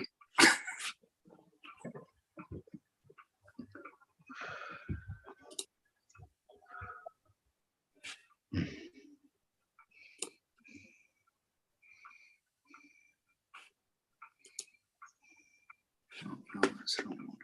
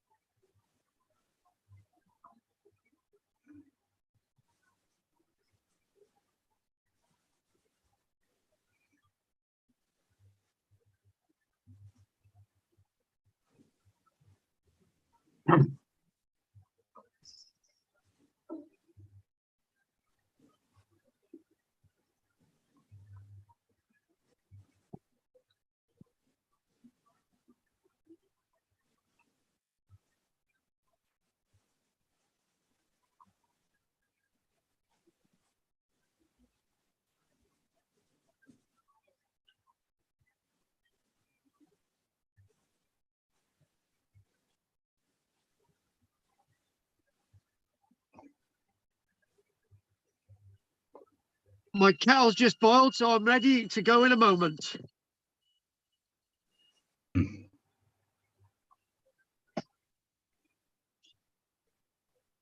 Peter, I got 5 types of tea here. I got Indian tea, which I can have. I've got decaf tea, which I thought I wasn't going to have. I got white tea. I got black tea. I got tea.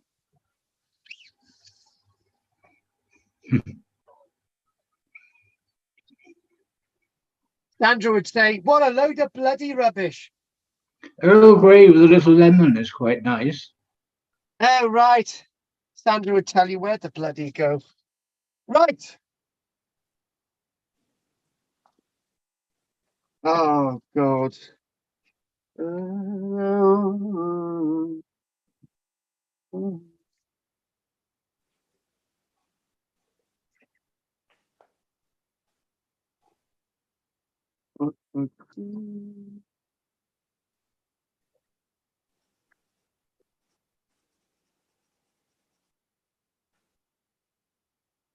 Right. Art Garfunkel.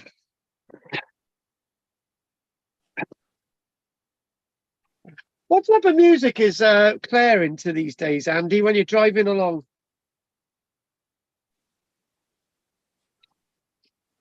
I can imagine she'd be like a Fleetwood Mac type of fan. She doesn't have any music on when we're driving along. She's usually talking. She does a lot of that, you know. Yeah, I noticed that. Yeah. There's no time for music. I've never heard her listening to music, actually. She comes down to the sailing club to some of the music nights now and again. I would have thought she'd be a Fleetwood Mackey person too. What's that? I would have thought she'll be a Fleetwood Mac type person as well. Yeah. Look, imagine her going to a music night. She'd probably talk through the whole thing. Well, she doesn't like big crowds too much, though, so she tends to go to the ones that are a bit quieter, not too busy. So she can talk to people. Yeah, possibly, yes. Yeah, not too much of a kind of a contrast, isn't it? Too much of a fight. Isn't that where loads of other? Isn't that where people's husbands hang out? Nah, not really.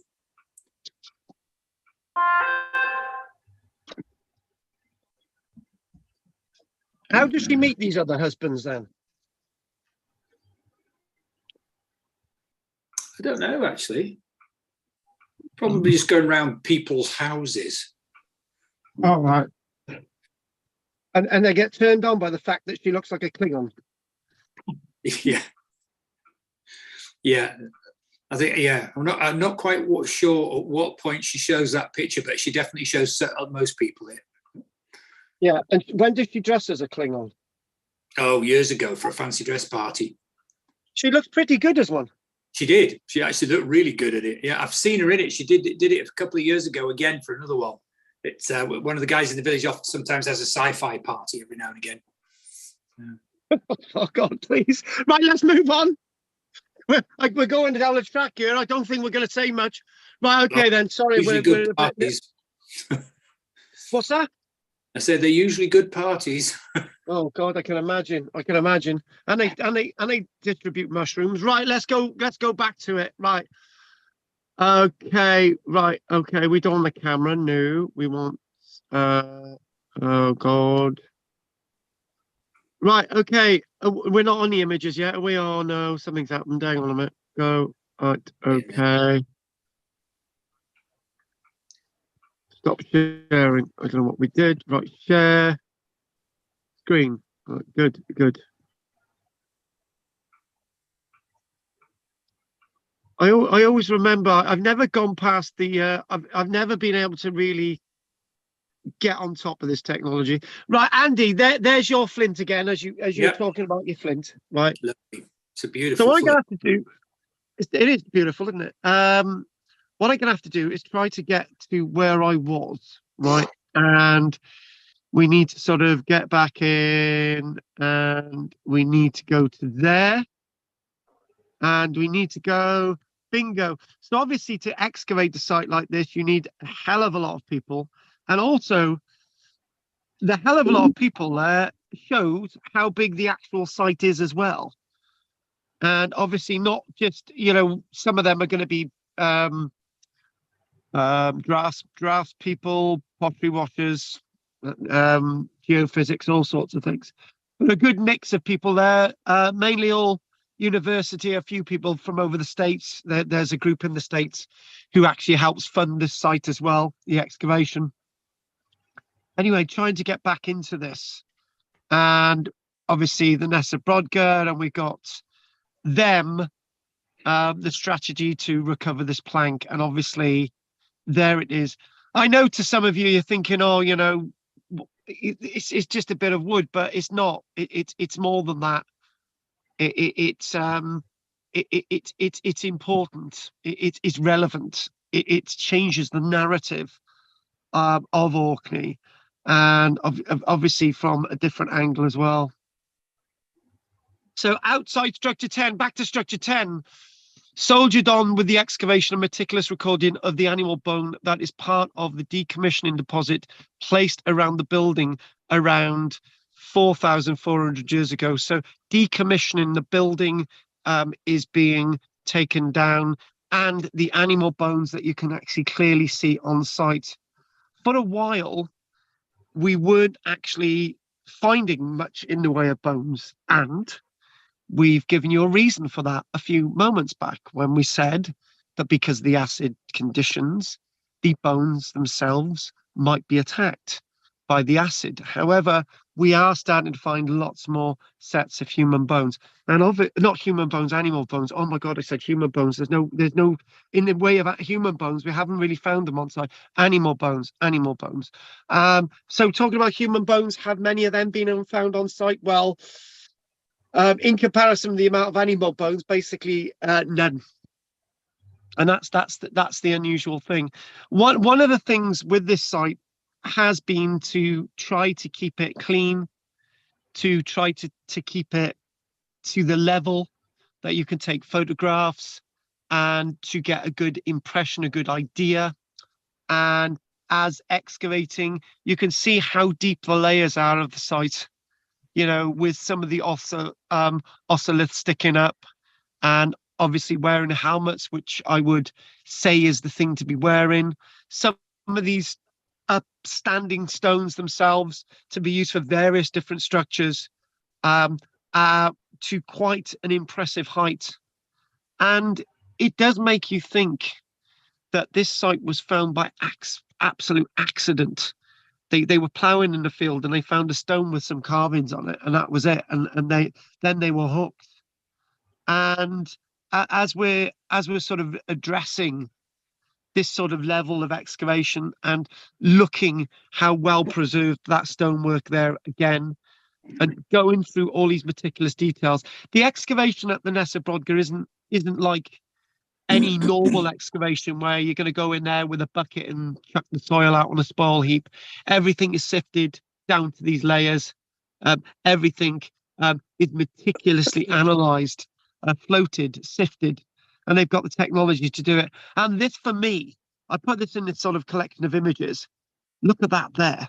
What we've got this wall that's massively subsided on the right, and this wall here, where you've got this in the massive structure that is actually marked on there. Is that hang on, am I right in thinking the massive structure on the left of your plan, is that the one that's been, yeah, that one, the big one?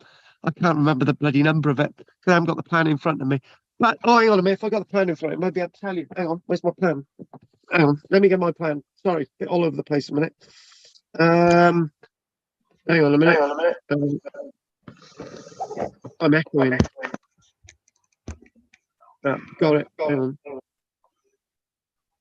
Just had it. Yeah, structure 10 and 20. So that's what that's to do with there. That image where that guy's standing, really perfectly preserved. You got subsidence, you got the wall in there, beautiful percent of preservation. Again, dating this as Neolithic, which it is, against everything that we once knew. Everything has no doubt changed, and obviously this plank, as it's been modelled, they've done modelling of this plank. You know the importance of this plank. I know we've seen the plank over and over again, but this is like finding anything that would be surprising, would be unusual on an archaeological site, is revered as being at this level of meaning. So trench tees, timber plank, hailed our most exciting find to date, and that's dating the 9th of August, 2023. So obviously all the other stuff that's been found since the 9th of August this year, we've looked at, we've looked at the pottery and so on. So this is marked as the find. Usually when we think about archaeology, we talk about buildings. I remember talking about this before, that we look at the structures rather than the contents, and rather how everything works and what the play is, what the sort of stage play is with how all these things work and breathe. We think, oh, that's a building and so on. Sometimes we don't go beyond that. And I just wanted to show you this image and look at the preservation of the walls there. Look at the way they're coursed, on various stages, various levels, and again, looking at the way these walls are preserved, and again, it will be a shame that these walls are covered up and that we might not see them for decades. But I'm going to say one thing: I've been to castle sites, medieval castle sites, and the walls are not as preserved as this. I've been to Roman sites, and the walls are not as preserved as this, and this is thousands of years older than them. Can I just say, Carl, Go for it. that those walls, like when we've looked at the recreations of some of the frontages of the long barrows, yeah, that dry stone walling is very reminiscent of this stuff. This just looks like it's done to an incredibly good degree, though. But I mean, still, that sort of dry stone, small stone building is very reminiscent of those frontages, or even what they dug up recently at the back of Arthur's grave, or whatever it was, whatever it's called, the passage dolmen. Yes. When we did last week, is that the one? Yeah, but I mean that one did have that similar front, that small stone like frontage, didn't it? But there is one point to be said about that, Peter. Is that this obviously coming from the great site. This is building 10, structure 10, 20. But this isn't to sort of argue with it at all on what you've just said, but this has actually been found 100 odd years after these reconstructions, and they are clearly reconstructions. And then it does make you think, maybe have they got it? So what you're saying, did they actually get it right? And then yeah. So where did they get that idea from? That's the point. And where did, because to be honest with you, this level of archaeology, this level of this wonderful level of Neolithic archaeology is not really, is not really known anywhere else. And lots of these buildings, there's arguments over what these buildings were for. Some people talk about habitation, and we've got the bones, and there's lots of carved stones in there. Which we haven't done in this lecture at all. We've got sort of semi-ochred painted walls from previous excavations.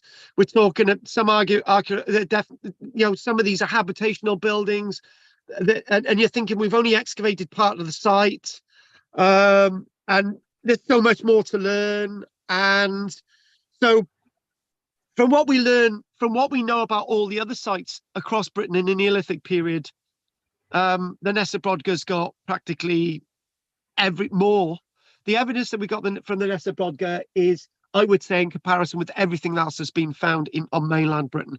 Somebody might say, "Oh God, that's absolute crap, Carl." But okay, if you put what do we know about Wayland Smithy compared with this site? Nothing. Yeah, cool. Yeah. What do we know?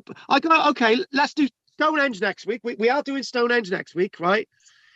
We know Stonehenge has been excavated, it's been examined. We know much more about this site, which has been excavated over a decade, 15, 16 years. We know more about this site than we know about Stonehenge and Avebury put together. Challenge me on that one, right? You can come up with the evidence, but this site, we know more about this than any of those sites. And this site is not a standing stone circle. They're saying that part of the site may have been built on a standing stone circle, but it's actually clearly a habitational site. It's clearly something different. And that's why it breaks the mold. It really, really does, you know. And obviously, paving, upright stones, walling, this sort of nature of this is completely higgledy-piggledy, because the other thing, actually, Peter, keep talking with me, right? Because one of the things about this site is that when you look at Wayland Smithy, you talk about oh, it was used for this and it was used for that, but it's not really, there's not really much to it. You know what I'm trying to get at? You've got the back chamber. And then you've got wooden arrangements there, and then you put an arrangement of stones around it, and then you make the site bigger. Then there's a site at the front and the chamber, and you've got some other stones, and then there's a ditch, right? Well, that's for one purpose over a period of time, but there's not really much to it. I'm gonna say it, right? You're gonna hate me saying it. There's not really much to Stonehenge when you think about it, when you compare it with this site. There's so much noise going on here.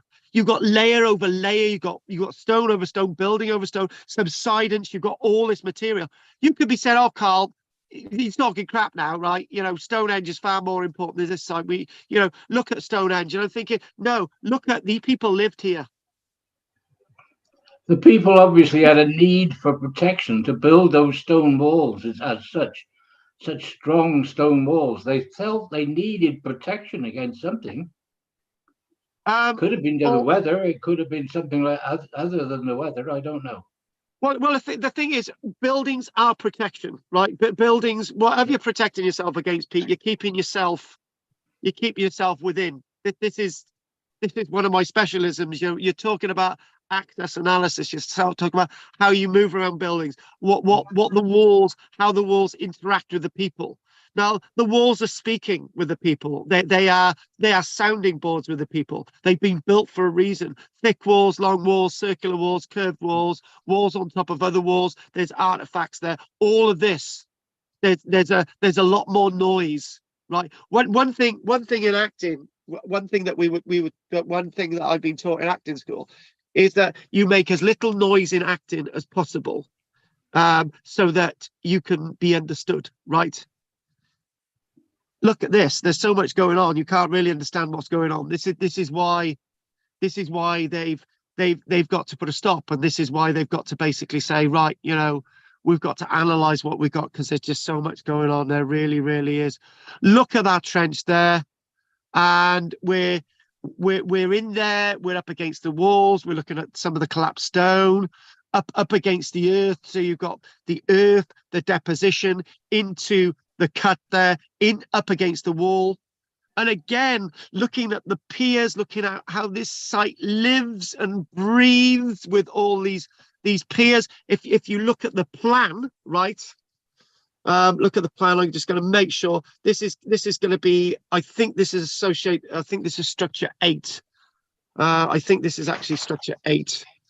Yeah, I think this is actually structure 8 that we're actually looking at, and you can again see that this is this is for a reason, right? Okay, let's just bring Pete into this. Pete, as he was saying, these impressive walls.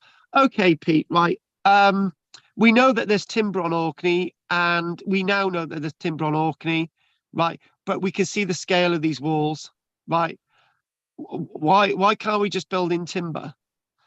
Well, the geology of the area lends to the providing of these flat stones, which makes the building with flat stones so much more easier, available than timber. Available and easier, yeah. Those are all good words, all sound words, and you think about you think about how what the people that lived in these buildings utilized these buildings, whether you want to, whether some of you would actually use as temples or whatever. These people saw these as so important that they decided to keep building here over generation, build more structures over generation, back to that garage thing that we've got, that they needed to keep building here. They needed to keep utilizing and being connected with this site, because to have walls like this must have meant a lot to these people, right? It must have. And as archaeologists looking at these buildings, we see that. We see the importance. And we see that these buildings need to be kept and treated with care when we're excavating them. There's no rush about this archaeology. In fact, I know I've deliberately not been critical about one thing, right? I on my excavations, and nobody's allowed on my excavations without wearing toe cap boots, high vis, and a helmet wherever they're excavating, right? They are wearing toe cap boots on this site. They're not wearing high vis and they're not wearing helmets. Other than that, the degree of excavation is as good as you get. It is they're getting the information and they're able to put everything together. And I'm actually, do you know, when I saw that image earlier on, I was thinking, right, that doesn't look like flint to me. That looks like chert, right? When these frames were being written, that actually looks like chert rather than flint. But I need that in my hand, right? I'm saying that that's chert, right? But if that's flint, it's a pebble flint, right? It's not the same flint as the other one because there's so many impurities in it. That's why I'm saying it's chert rather than flint. But that's not a good stone at all. But it's a little scraper. It's to scrape a hide, scrape a tuber, anything. That's what that is. It's a tiny little instrument. It's put between your thumb. It's put between your thumb and your finger there, and you use it as a scraping tool. It's perfect, and that's what that is. Oh yes, I knew some of the. This is Trench T, the one outside the main excavated area. So this is building 27. Ruby was, which isn't on your plan. Ruby was revealing more of the paving around structure 27's southwestern corner when she came across the well-preserved fragment of a pot base. Now look at that. Not content with that, she went on to find other sherds that presumably came from the same vessel. So there we go. She's excavating. Look how thick that is. And one thing I will say, a rule of thumb is that Neolithic pottery is usually bloody thick. It's thick beasts, right? Because they made it thick because it wasn't fired at a massively high temperature. And they made it thick like this. And usually because it's massively thick, this is why we find it. This is why we're able to understand it on the archaeology. And there she is excavating more pot. Do you know, I've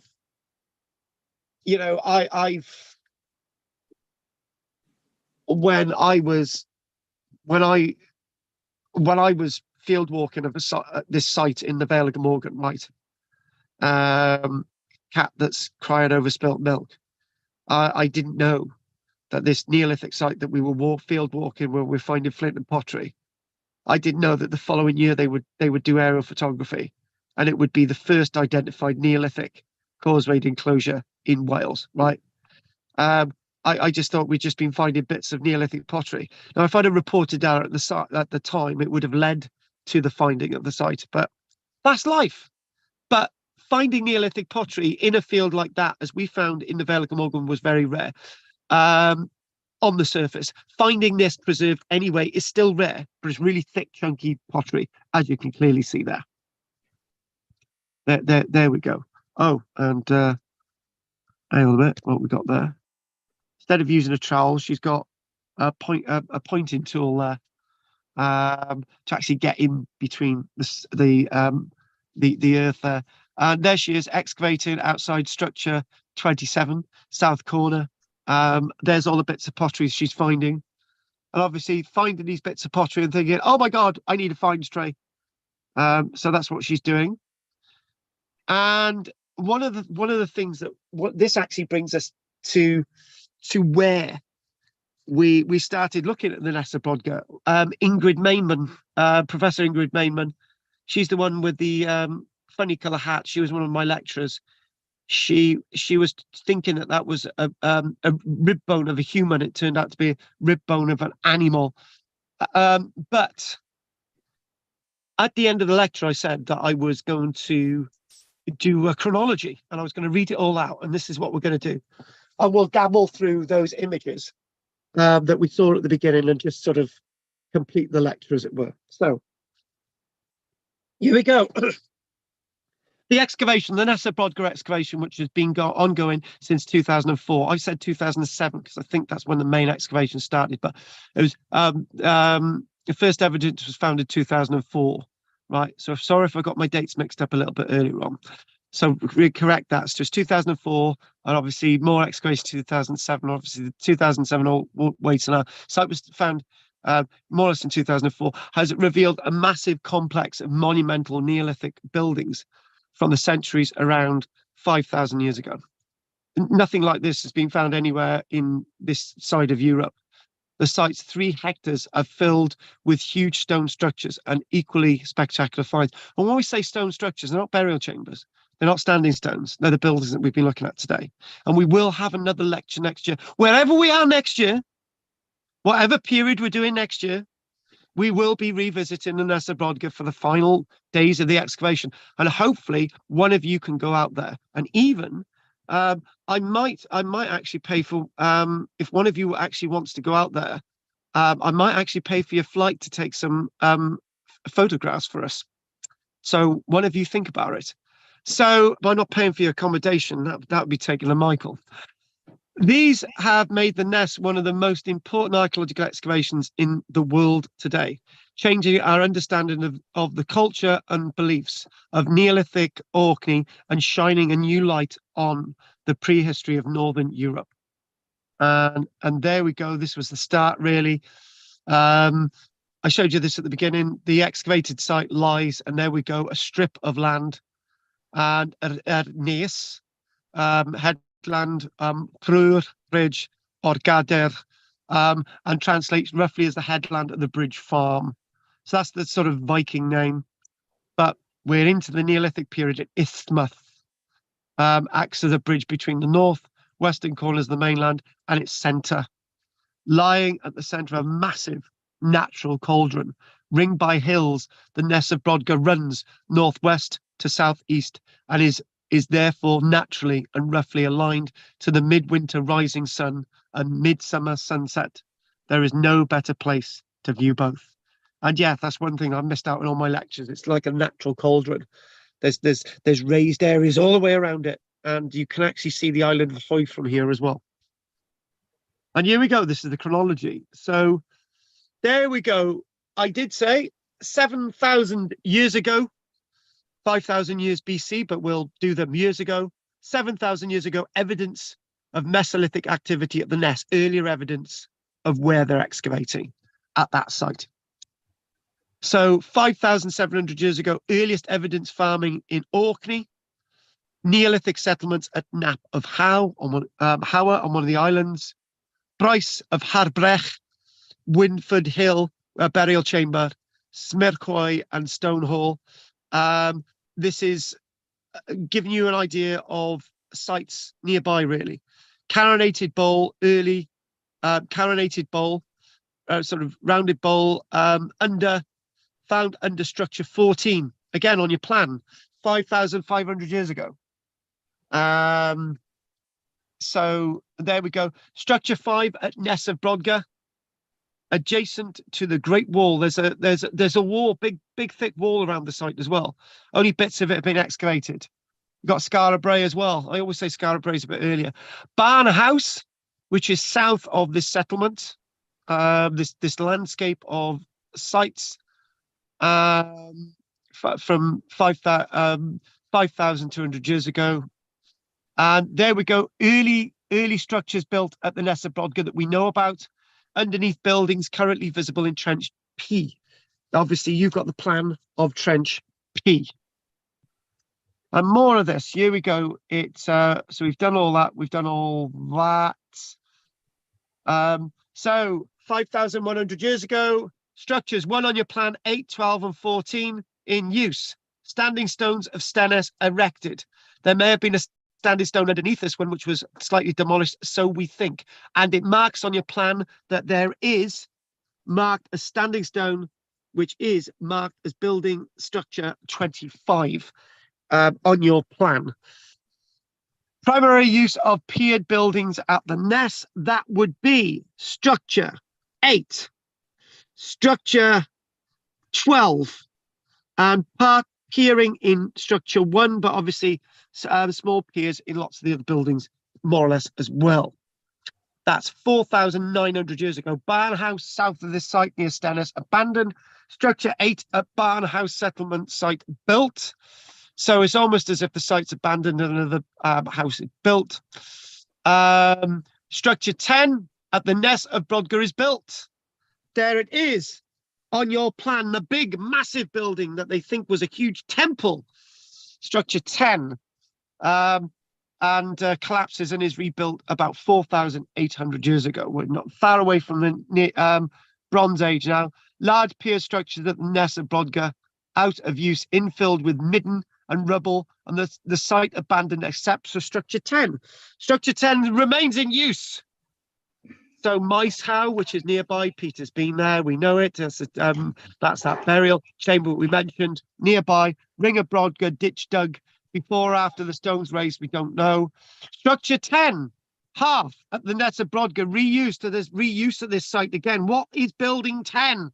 The remains of structure 10 at the Ness of Brodgar with a focus of a massive feast. Here we go. They have found. This saw the remains of at least 400 cattle placed in the passageway surrounding the building, marking the end of the Ness and the start of something new. Big question mark. And there we go. It goes. It then goes on to say that we've got single sherd of early Bronze Age beaker pottery and bronze arrowhead found in the layers just above the bone deposit.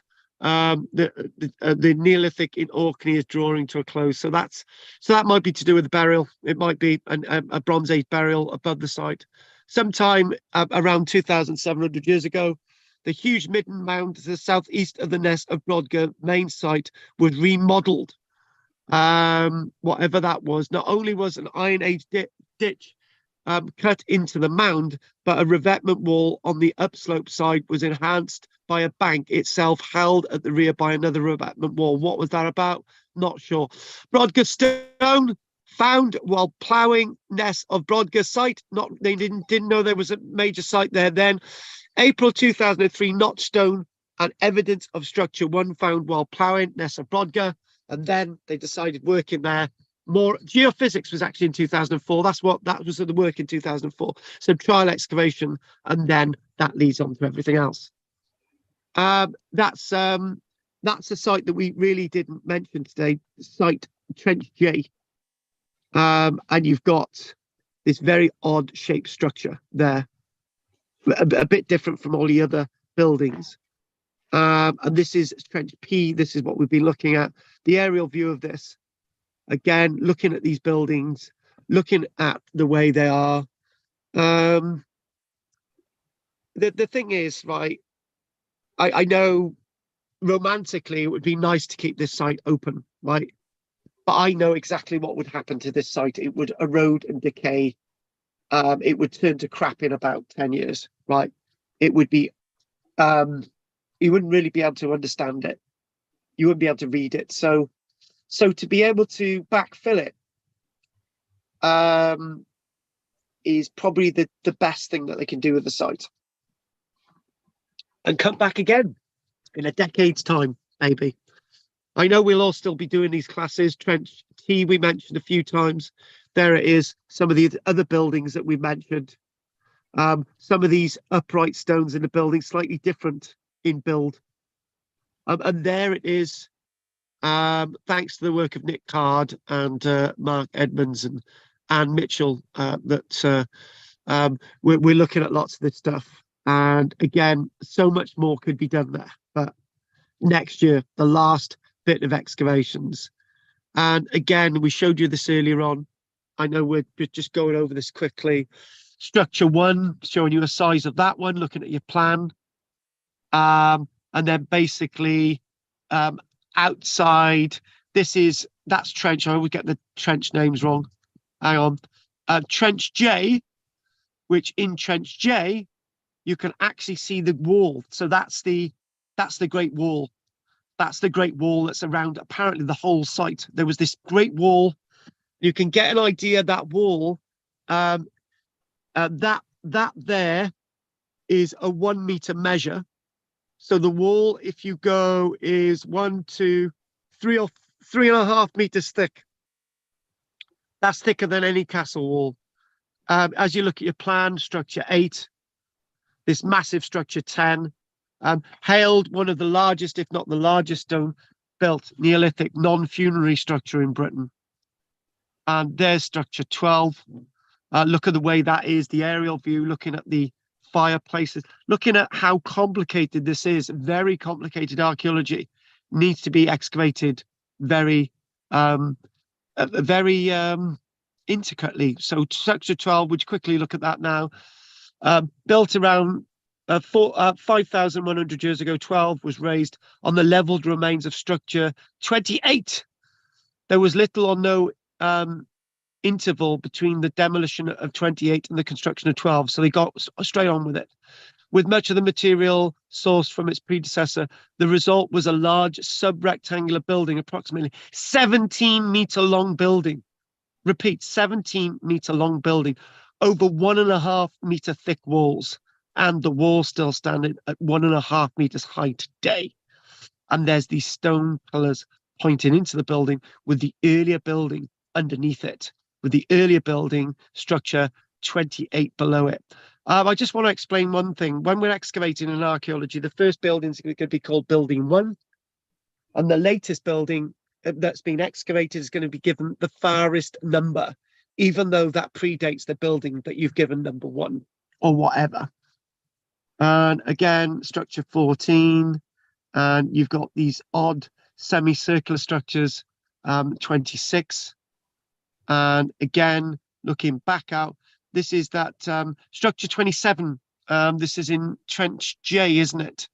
And looking at the excavations from 2022, very different building, linear walls, upright standing stones on end, very different, very, very different.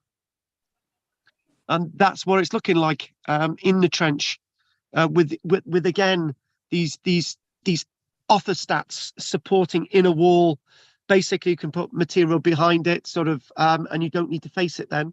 And this is associated with an Iron Age ditch. And obviously, we've seen all of these now, and just getting to the end, flicking through these quickly, giving you an idea of how this site is constructed. And basically, as that's the last building number 10. And moving, and this is that sort of trench, that trench which has actually got the wall, that chunky bit of wall there, the northern boundary wall. And that's that wall that was, as I say, 3.5 meters thick, massively thick wall, hugely thick wall with all the material. On that note, we're going to call that a day. It is just gone past 10. So we're going to find out if there are any questions. More of this when we go to the Ness brodgar next year and bring it on. Right, so that's it. Andy's face first, and then David. Andy. No, I don't have any questions. Well, apart from there's so much more to learn from that site. It's just, I can't get over it. I keep thinking, oh, what's underneath that one, and what's underneath that one, and what's underneath there. Yeah. Andy, that is exactly my point. They can't just leave it open. And no, they're going to have to cover it up. Andy, you've been with me a while, right? You're not a sap, right? If head going against head, is this site far more important than Avebury, Stonehenge, and all those burial chambers of the South put together? Yeah. To me, this is probably one of the most important sites in Europe. It's certainly the most important site in Britain, without a doubt. Is it more important than all those sites put together then? Oh, I don't know about that, but certainly I think it is way up there, way more important than the other ones. I mean, Stonehenge is interesting because it's intriguing, but this is because it's so much earlier and so much more advanced, you know. Yes. Yeah. Okay, well, I can see and go with you on that one. Anything else, Andy? No, that's it. A really interesting site. Could go on. I could study it for years. Probably will. Have done. Yeah, exactly. And obviously next year, and then obviously all the reports that come out over the next decade. Exactly. Really like to get up there before they cover it up. But... well, actually, if maybe what we should do is we should elect somebody to go there, and I'll put a couple of short pennies in, and Pete will pay the rest for somebody to have a plane fare up there. Well, I'm just guessing that these little rectangles in the middle of the buildings, they're hearths, are they? They're hearths, yeah, they're hearths. Yeah, thought they were. So they're very similar constructions, a lot of them as well, aren't they? I mean, they've got those, the kind of walls, and interestingly, the older ones that aren't marked on the plan, but in your other illustrations there, they were sharper corners and more modern looking than these ones with the rounded corners. And yet they've all got these kind of inner buttresses that look like they should support a roof. Oh, how dare you, Andy? Just like that amazing site that we saw in Shetland last week. When you look at it, you think, well, that's where the roof is. That's where the beams would go across, obviously, you know. But that's modern construction, so who knows? But really interesting. There's always so much to learn on not just at the Ness brodgar, but the whole of Orkney. You know, if you look at your plan of if you look at your plan and look at structure number 8, right? Yeah. And you made that thinner, and you made it 20 meters long. That would look like the internal makings of mine at Mid Howe on the island of Rousey, which is a burial chamber. Right. Yeah. Looks very like. You know, it's not a burial monument, but you know what I mean? You make it narrower and long, and it looks like a burial monument. It makes me re-quote: the Etruscans died as they lived.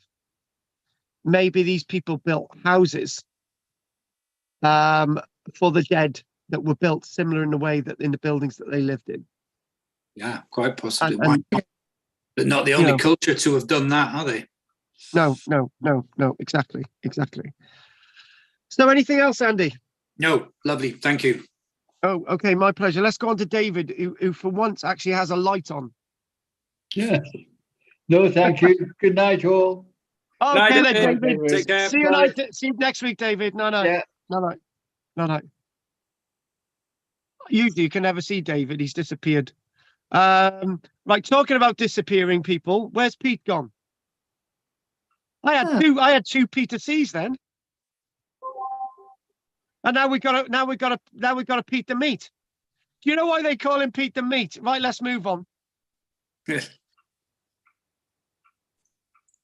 Well, Peter, you would sit. Oh, I gotta be honest with you, Peter. Right, we gotta tell a little story about Sandra, haven't we? We went to we had our trip to Vindolanda, and we were staying in an absolutely brilliant bed and breakfast. Right, it was brilliant. Right, so there was Michelle and me in one room. There was Sandra on her own, and there was Peter and there was Peter and Chris in the other room. And I remember seeing both the boys coming out of Sandra's room in their pants. And I don't think Sandra ever got over the shock.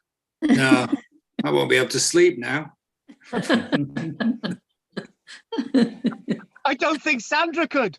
She actually said to get the boys away from her, she actually sent them out to get some chips from the fish and chip shop.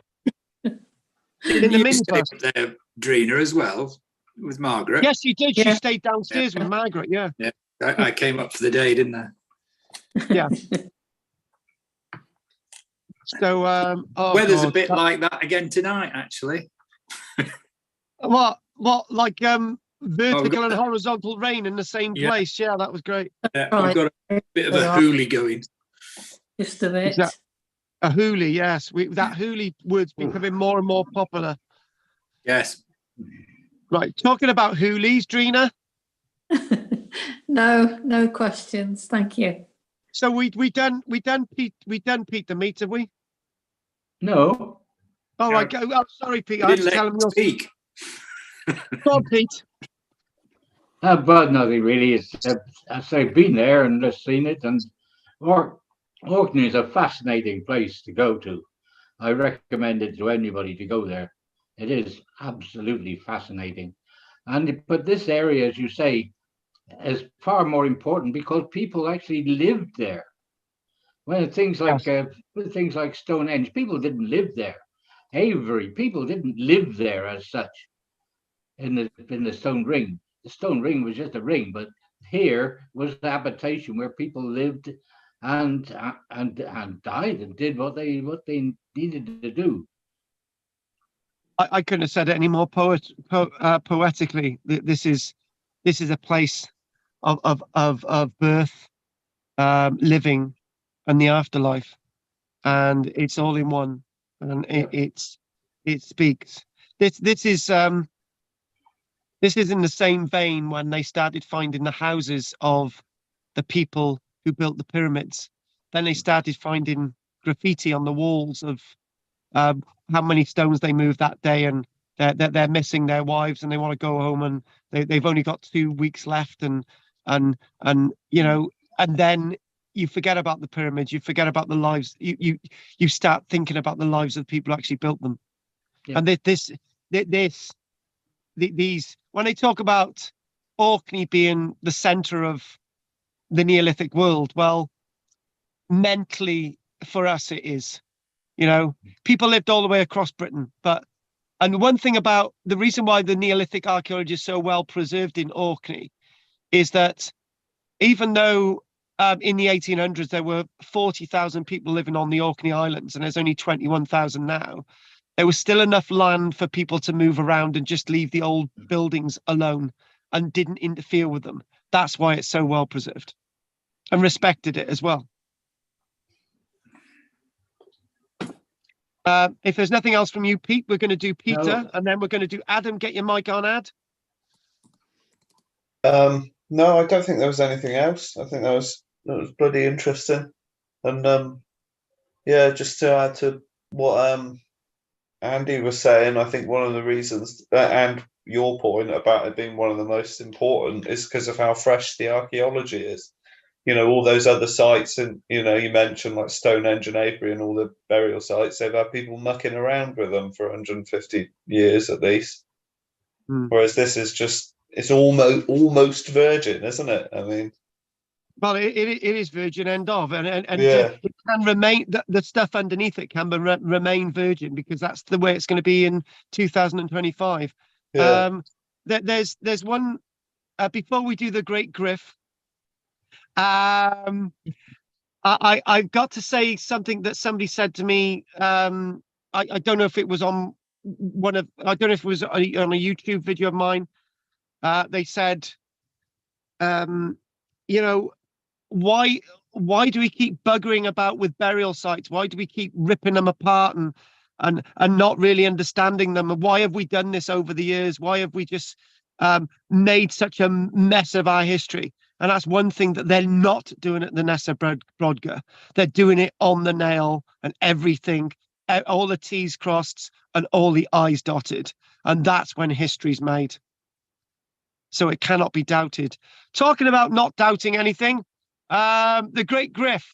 Tell us what you want to tell us other than a visit to Bodmin Moor Jail. No, thanks for that. It's an extremely interesting site and very exciting for us as archaeology enthusiasts. Obviously, can't wait to see what the reports are saying. And actually, I might have a little trip up there. Well, if we obviously we would need loads of photographs, and we would need videos. Put it this way: it would be good to have somebody go in there 2 days before the last day of the excavation. Obviously, try and coordinate it with me so I can try and coordinate it with the university, and we'll try and. It would be nice to get something done on the book, 100%. rather than just turning up. So, not what the hell are you doing here and all the rest of it. Let's just it'd be nice to get it done properly. It'd be good. Yeah, a nice ending story. Absolutely. Okay. Well, if you haven't got anything else to say, Adam, Peter, John, Drina, and Andy, and the other Peter as well. We'll be doing Stonehenge next week, and what we'll do next week is those images live from Pompeii, and that have been taken there in the past few weeks of somebody visiting there from our other class on a Wednesday. And if nobody else wants to say anything else, then it's been a blast tonight, and I managed to do it. And the time is 10:13, so really appreciate everyone's time. So I'm going to say good night now. And I'll get this over to the girls as well and everybody else. So good night, Drina, Peter, Adam. Good night, Andy, all. and everybody else. Take care. Night. Thanks, Carl. Night, folks. My pleasure. Cheers. My pleasure. Night. And anybody online, we weren't able to use any of your comments tonight because technology's a bit down. Power failure. I'm using the dregs of my battery power at this minute, so I'm gonna have to go. But that's why we didn't have the laptop on. But if anyone's got any questions, they can usually put them in a box after the lecture. Don't forget to like and subscribe. Keep supporting me, and we'll go from there. And the bulb, it looks like an ood, doesn't it? Remember the ood? Ood, or a Doctor Who. I'm just going to do my chat box. Anyone say goodbye or whatever they need to do online. Anyway, good night. Diolch yn fawr chi. Nasta. Oh, back on tomorrow night as well, Wednesday. Anyone missed anything at 7:30ish? In the morning as well, 11. And obviously next week back on at 7:30 Tuesday. And hopefully things will be a little bit more brighter around here. It's really stormy, really horrible out there. Anyway, many thanks. I'm looking in chat box now on 1, 2, 3. Nothing in the chat box. Anyway, night, folks. Night. Have a good night. Night, folks. Night. Thank you. Like and subscribe. Enjoy.